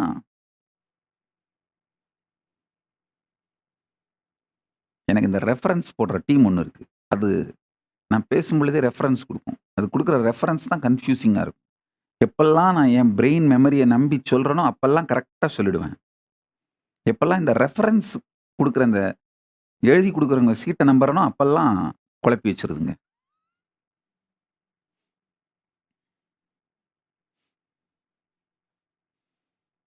மலையும் மலை சார்ந்த இடமும் குறிஞ்சி, காடும் காடு சார்ந்த இடமும் முல்லை, வயலும் வயல் சார்ந்த இடமும் மருதம், கடலும் கடல் சார்ந்த இடமும் நெய்தல், மணலும் மணல் சார்ந்த இடமும் பாலை, கோவிலும் கோவில் சார்ந்த இடமும் Kailasam.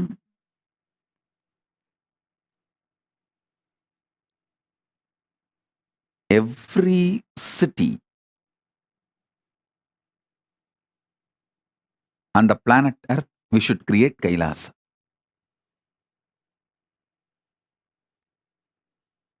Every city we should create Kailasa.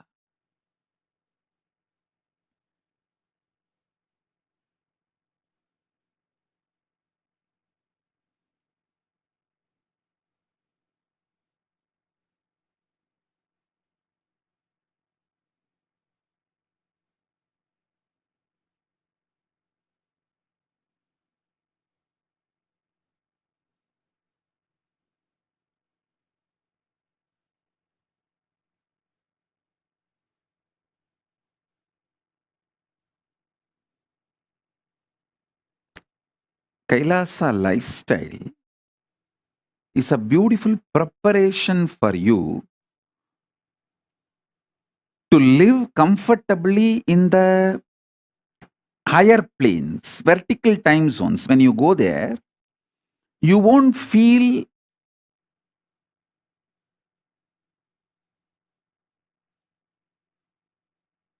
cultural shock. You will not feel cultural shock when you go to the higher planes if you learn the Kailasa lifestyle here on the planet Earth.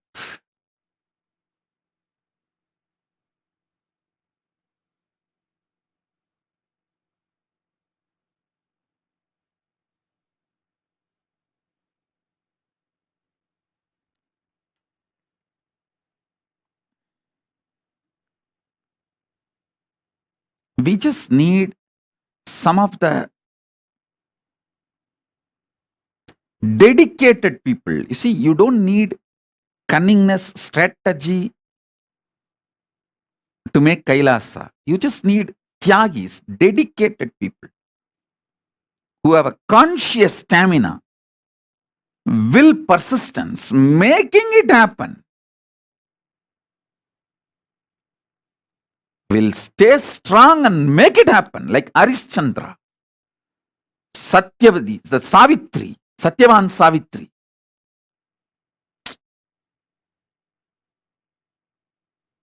Whatever. Will, persistence. Nachiketa. Will, persistence.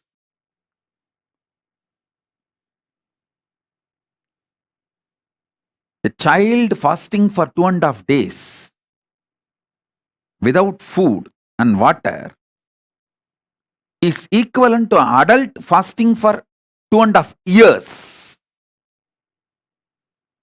Because for child, food is the only life, source of life. For an adult, there are multiple sources of life. His body has evolved to use multiple things as source of life. But for a child, food is the only source of life. And a child, Nachiketa, fasting for 2.5 days is equivalent to an adult fasting for 2.5 years with a will persistence. Satyavan Savitri, Nachiketa, Arishchandra,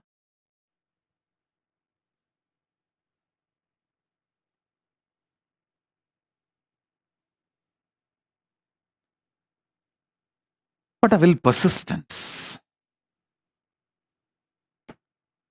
We need just few people with that kind of a conscious stamina, will persistence to create collective integrity, to make collective integrity for Kailasa to happen. They become the foundation of Kailasa's evolution. Not any efficient, cunning, strategic, no. It is dedicated, Tyagis.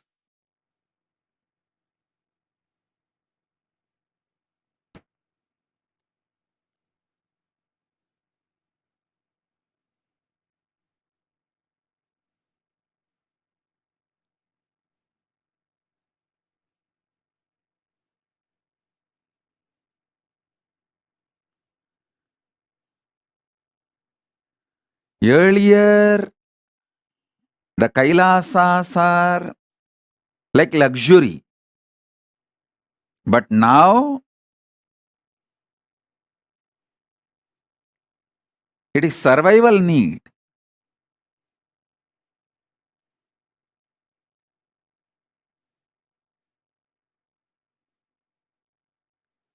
I am seeing so many people messaging this Meda Slatya, so many people.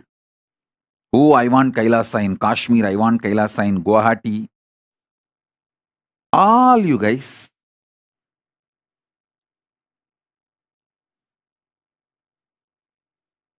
stop wasting my time if you can't take the responsibility.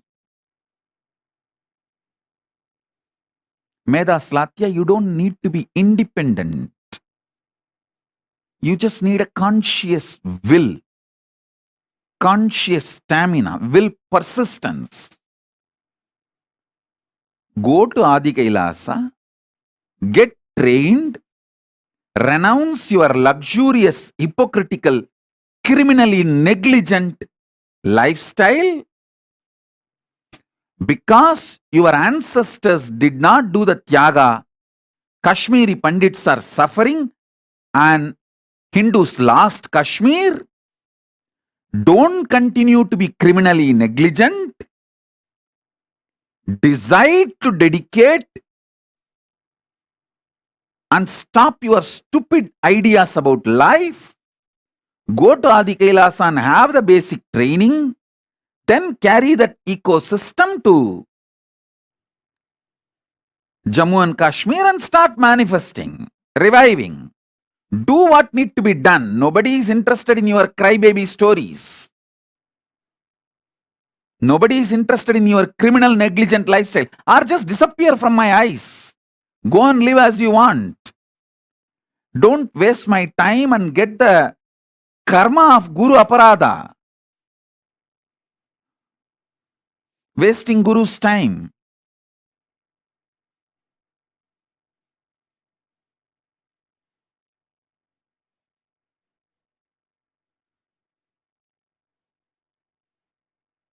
When I give a vision, everyone says, oh, I want to do. Come on.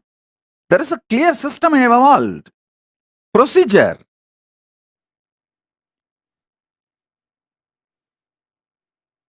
There are ecosystems which is functioning. It's not that those ecosystems are perfect, but it is budding. Go there, see what all can be done. Right, wrong, good, bad. In that, learn the conscious stamina, will, persistence. Then take that to the different places we have. You don't even need to take the risk of buying new properties. We have multiple properties all over the world. You can go and start planting in any of our properties without any risk. Once you are successful in our properties, then go and do it in your city. There is a clear system and successful in multiple places.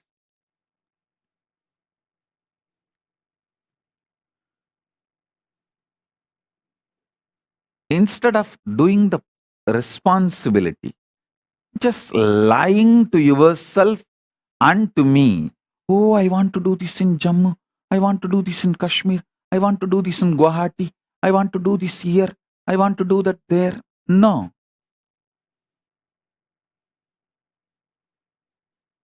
If you want to do it. If not, be criminal, negligent, Hindu, rot.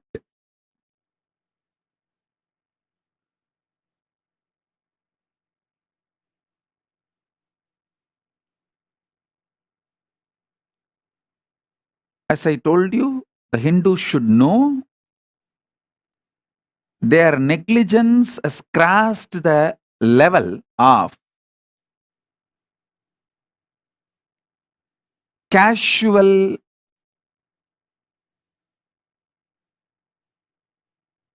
unattending or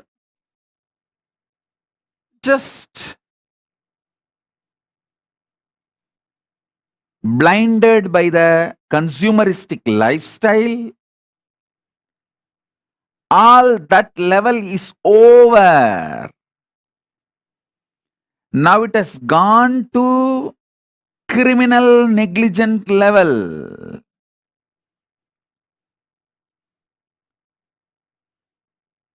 If you get out of your criminal negligence and create Kailasa ecosystems in every city, the next generation of Hindus are going to be there. And I don't want to say the otherwise. What will happen? I don't want to utter through my mouth. Because I have to make it happen. I don't have a choice.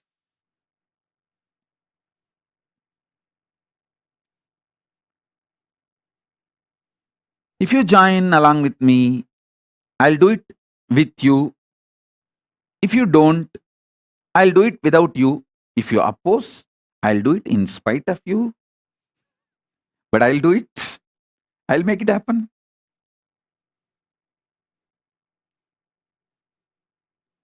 வந்தால் உங்களோடு வராவிட்டால் தனியாக எதிர்த்தால் உங்களையும் மீறி செய்தே தீருவோம் Paramasiva Kailasam.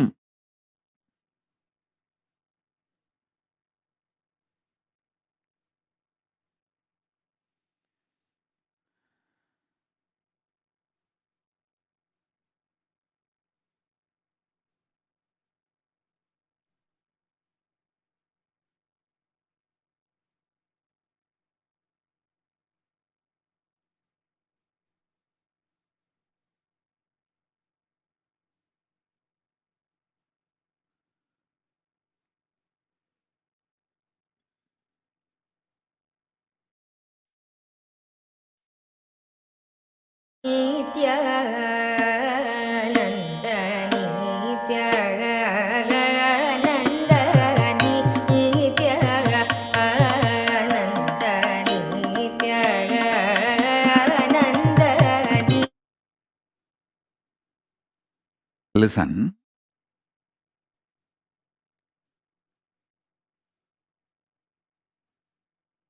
we need to address seriously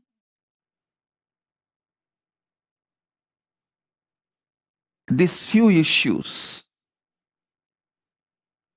in the Kailasa ecosystem. One, the most important, the ecosystem should be self-sustaining. Second, a separate male sannyas order, female sannyas order, grihastha order. All these three separate. Third, system where the grihasthas can make personal income. Some method of sambhavana where they make enough personal income for their personal expenses. Either a common project, a for-profit project is made successful. Running a restaurant or running a hotel, motel, or running even enriching and causing very professionally.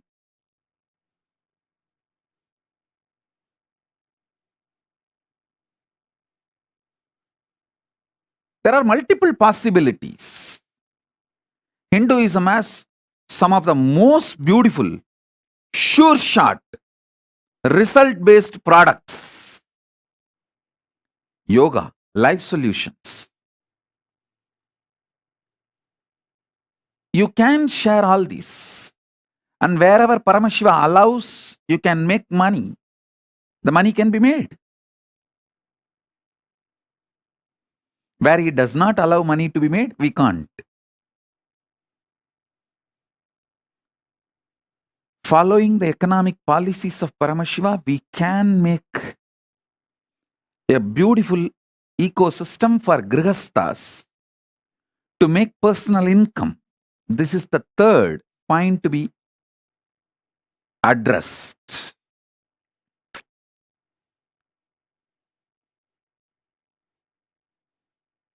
Fourth, responsible democracy in evolving all the policies of those Kailasas ecosystem.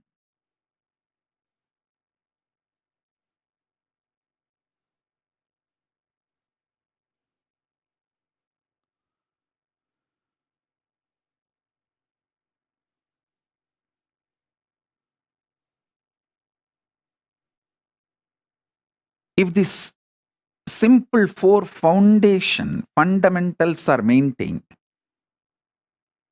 not only Kailasa will flourish, you will have an amazing ecosystem for it to continue forever. So the sannyasis will have Maheshwara Puja by the generation of sannyasis, sannyasa parampara, and they will be happy in Kailasa and Pitruloka, wherever they reach as per their karmas. If they were living as sincere, integrated sannyasis, they will straight reach Kailasa. If they had messed up, then they will reach only Pitruloka. If they are completely messed up, then Brahmarakshas. That is up to them.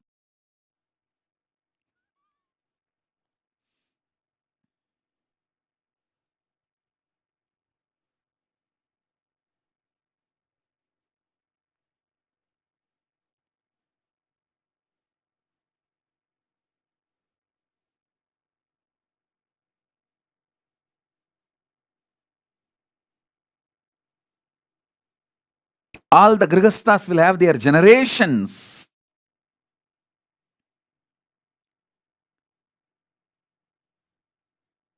Beautifully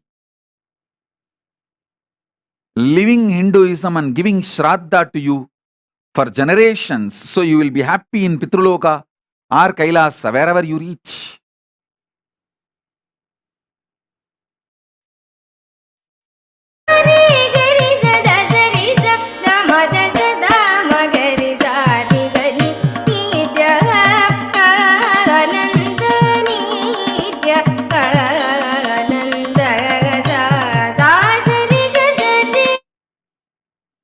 These are the foundation, fundamental, practical truths.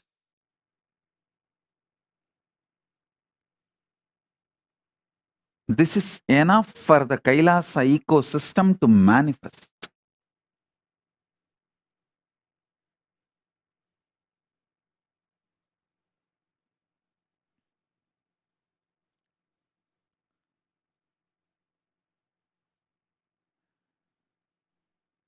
Living in the Kailasa ecosystem will make you manifest the third force, because continuously you will be getting the powerful clicks.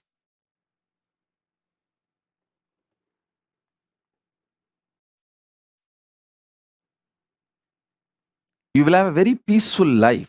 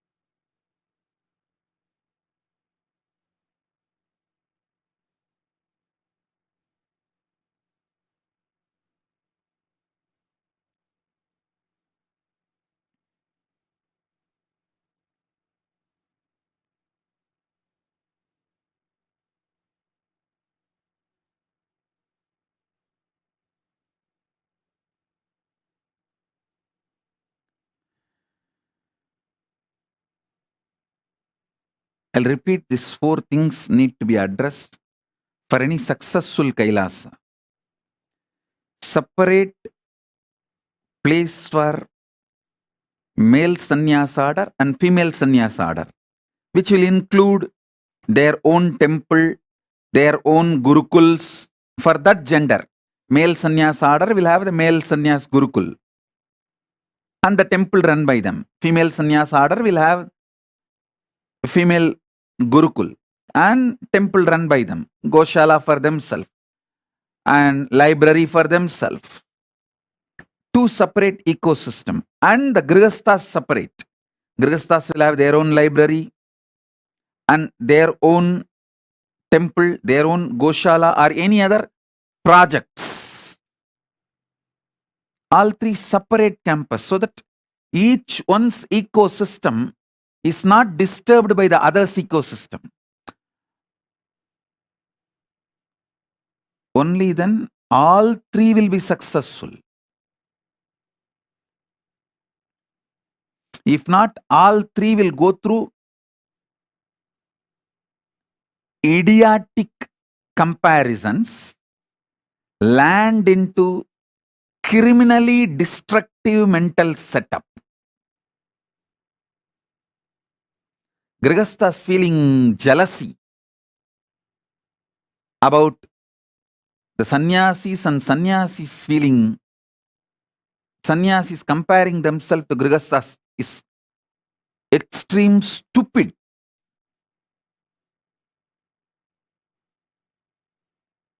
Criminal negligence and crime itself.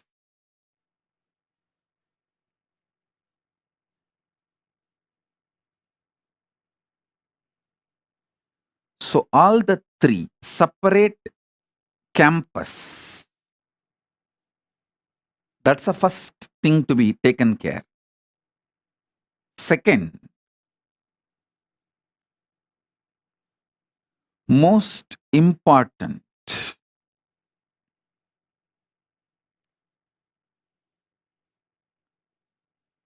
grihasthas should have a win-win, successful way of earning personal income, so they don't need to expect anything from the outer world or from the administration.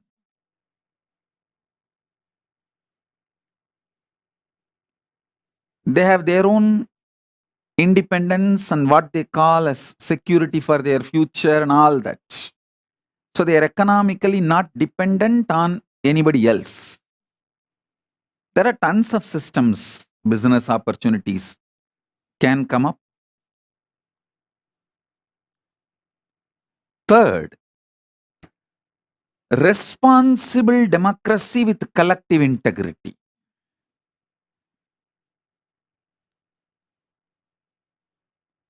Responsible democracy with collective integrity.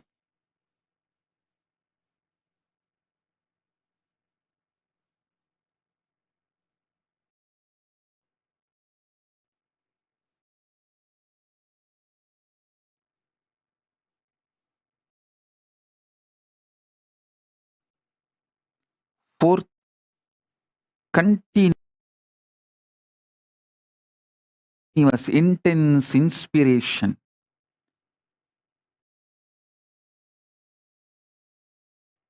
Living Kailasa.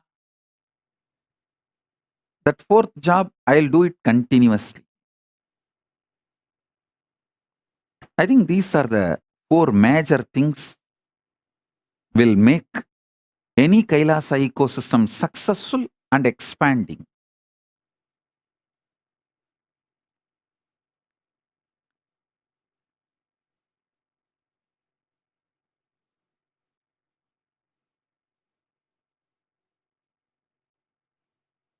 Based on these principles, you can create in each city on your own. It is not necessary.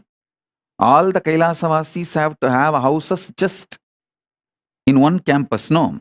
It can be near around the temple. You can settle down around the temple.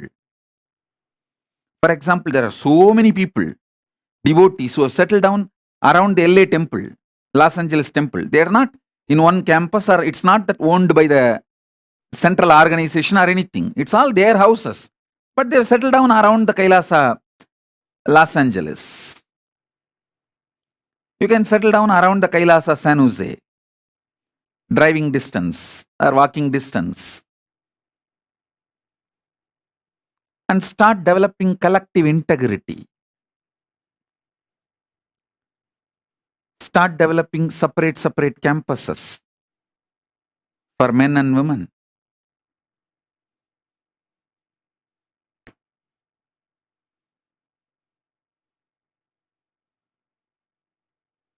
The responsible democracy with voting rights and collective integrity.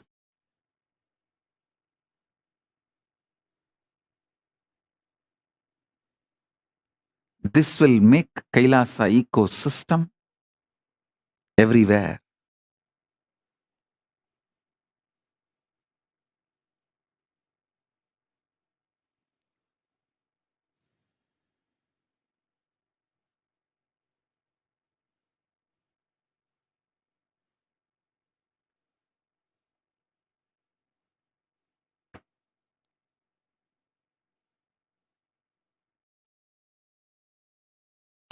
Nithyanandam, Om Nithyanandaya, Nithyanandam, Nithyanandam, Om Nithyanandaya, Nithyanandam, Nithyanandam, Om Nithyanandaya, Nithyanandam, Nithyanandam, Om Nithyanandaya, Nithyanandam, Nithyanandam, Om Nithyanandaya, Nithyanandam, Nithyanandam, Om Nithyanandaya, Nithyanandam, Om Nithyanandaya, Nithyanandam, Nithyanandam, Om Nithyanandaya, Nithyanandam.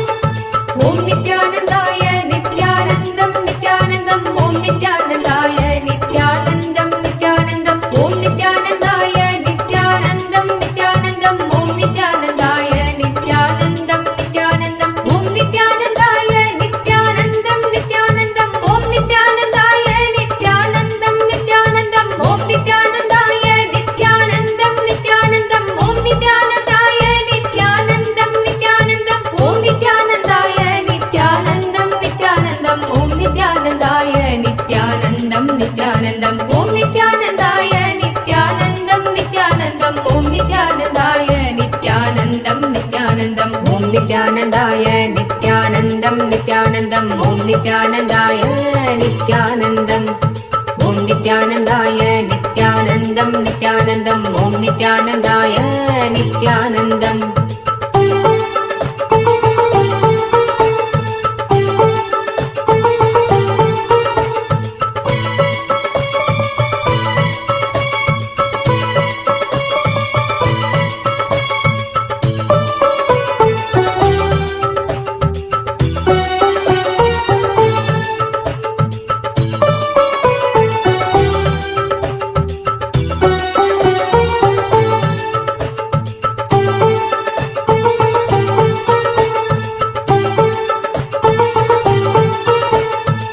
Nithyanandaya Nithyanandam Nithyanandam Om Nithyanandaya Nithyanandam Om Nithyanandaya Nithyanandam Nithyanandam Om Nithyanandaya Nithyanandam Om Nithyanandaya Nithyanandam Nithyanandam Om Nithyanandaya Nithyanandam Nithyanandam Om Nithyanandaya Nithyanandam Nithyanandam Om Nithyanandaya Nithyanandam Nithyanandam Om Nithyanandaya Nithyanandam Nithyanandam Om Nithyanandaya Nithyanandam Om Nithyanandaya Nithyanandam Nithyanandam Om Nithyanandaya Nithyanandam.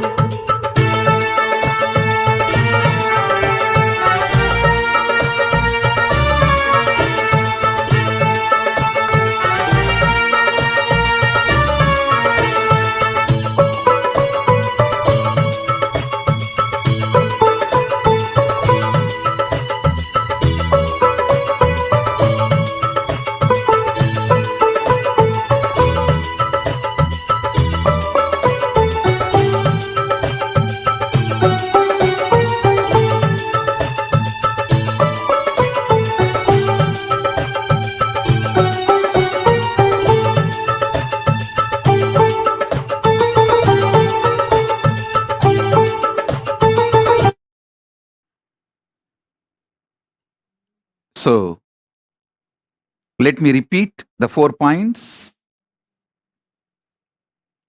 I was giving as my vision.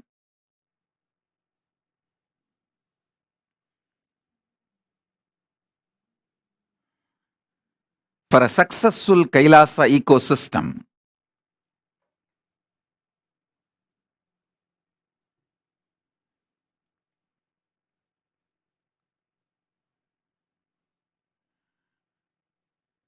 with a clear description and definition,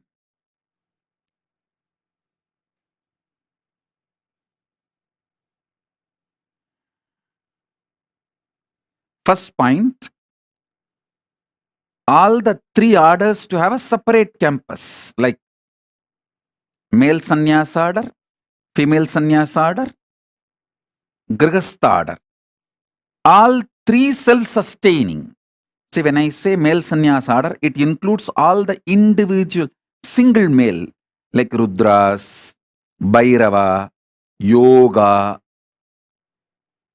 Sannyasi, Brahmachari, Vanaprasthi. All the orders where one's life with himself, that all that male orders, one campus, including the male Gurukul. Next, female orders. The female orders are like Brahmacharini, Sannyasini, Vanaprasthini, not Rishika. Rishikas are more like a Grihasthas. Rishikas are married. So here the Vanaprasthinis are the... In some tradition, even Vanaprasthis live together, husband and wife. But if the spouse is dead or divorced and you take Vanaprastha, you live alone. All the single female, including the female Gurukul, that as on campus, in that Rudraganya, Yogini, Bhairavi, all the female single sampradayas, and the Grihasthas, All three separate campus, self-sustaining, with their own temples, their own gurukuls, their own goshala, their own agriculture unit, self-sustaining. That's the first step. Second step, where grihasthas are able to generate personal income through all the allowed business by Paramashiva. Paramashiva has given a clear list of allowed business where you can make money, sattvic money. All the allowed businesses can be explored. And private income, personal income is generated. Where it's like a win-win. You strengthen the Kailasa and Kailasa also strengthens you. Win-win.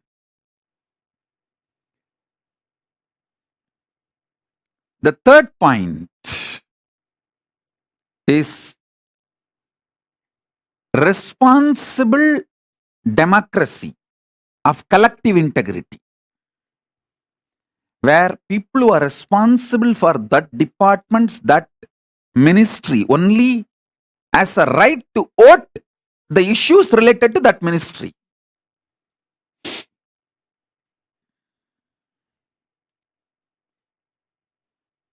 So all the mess-ups of the democracy is eliminated.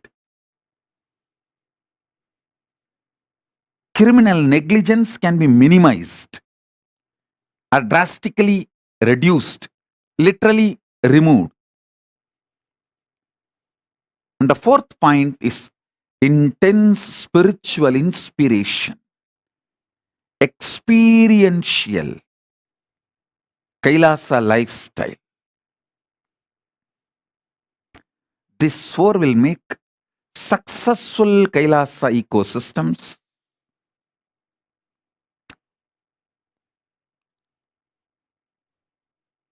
all over the world. We should think and work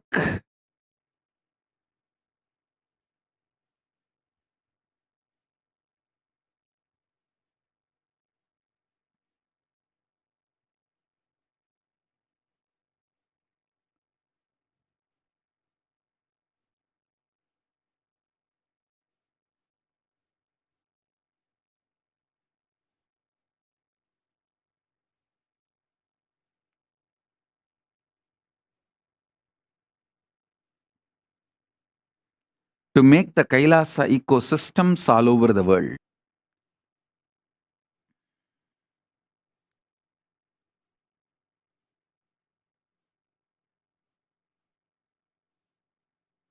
So all of you contemplate on this. I'll reveal more depth and details about third force and fourth force in a very practical, implementable ways.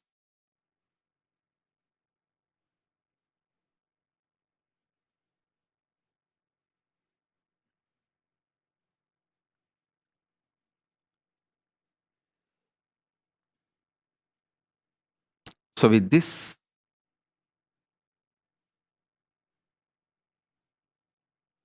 we will have darshan later. I'll announce the time of the Paramashiva darshan. Now it's already late for all of you to go to bed. It's 11:36. So with this, I bless you all.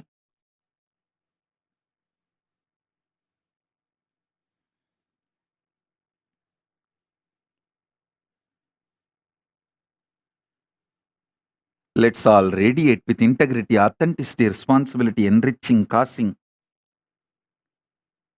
living Paramadvaitam, Shuddhadvaita Saivam. The state, space, powers, being, superconsciousness, and Kailasa of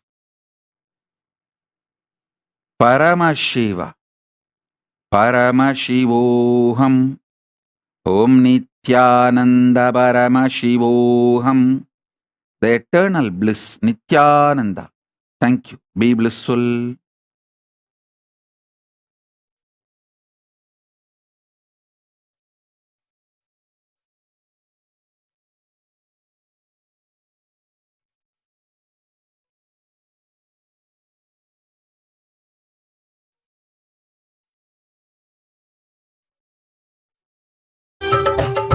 Nithyanandam Om Nithyanandaya Nithyanandam Om Nithyanandaya Nithyanandam Nithyanandam Om Nithyanandaya Nithyanandam Om Nithyanandaya Nithyanandam Nithyanandam Om Nithyanandaya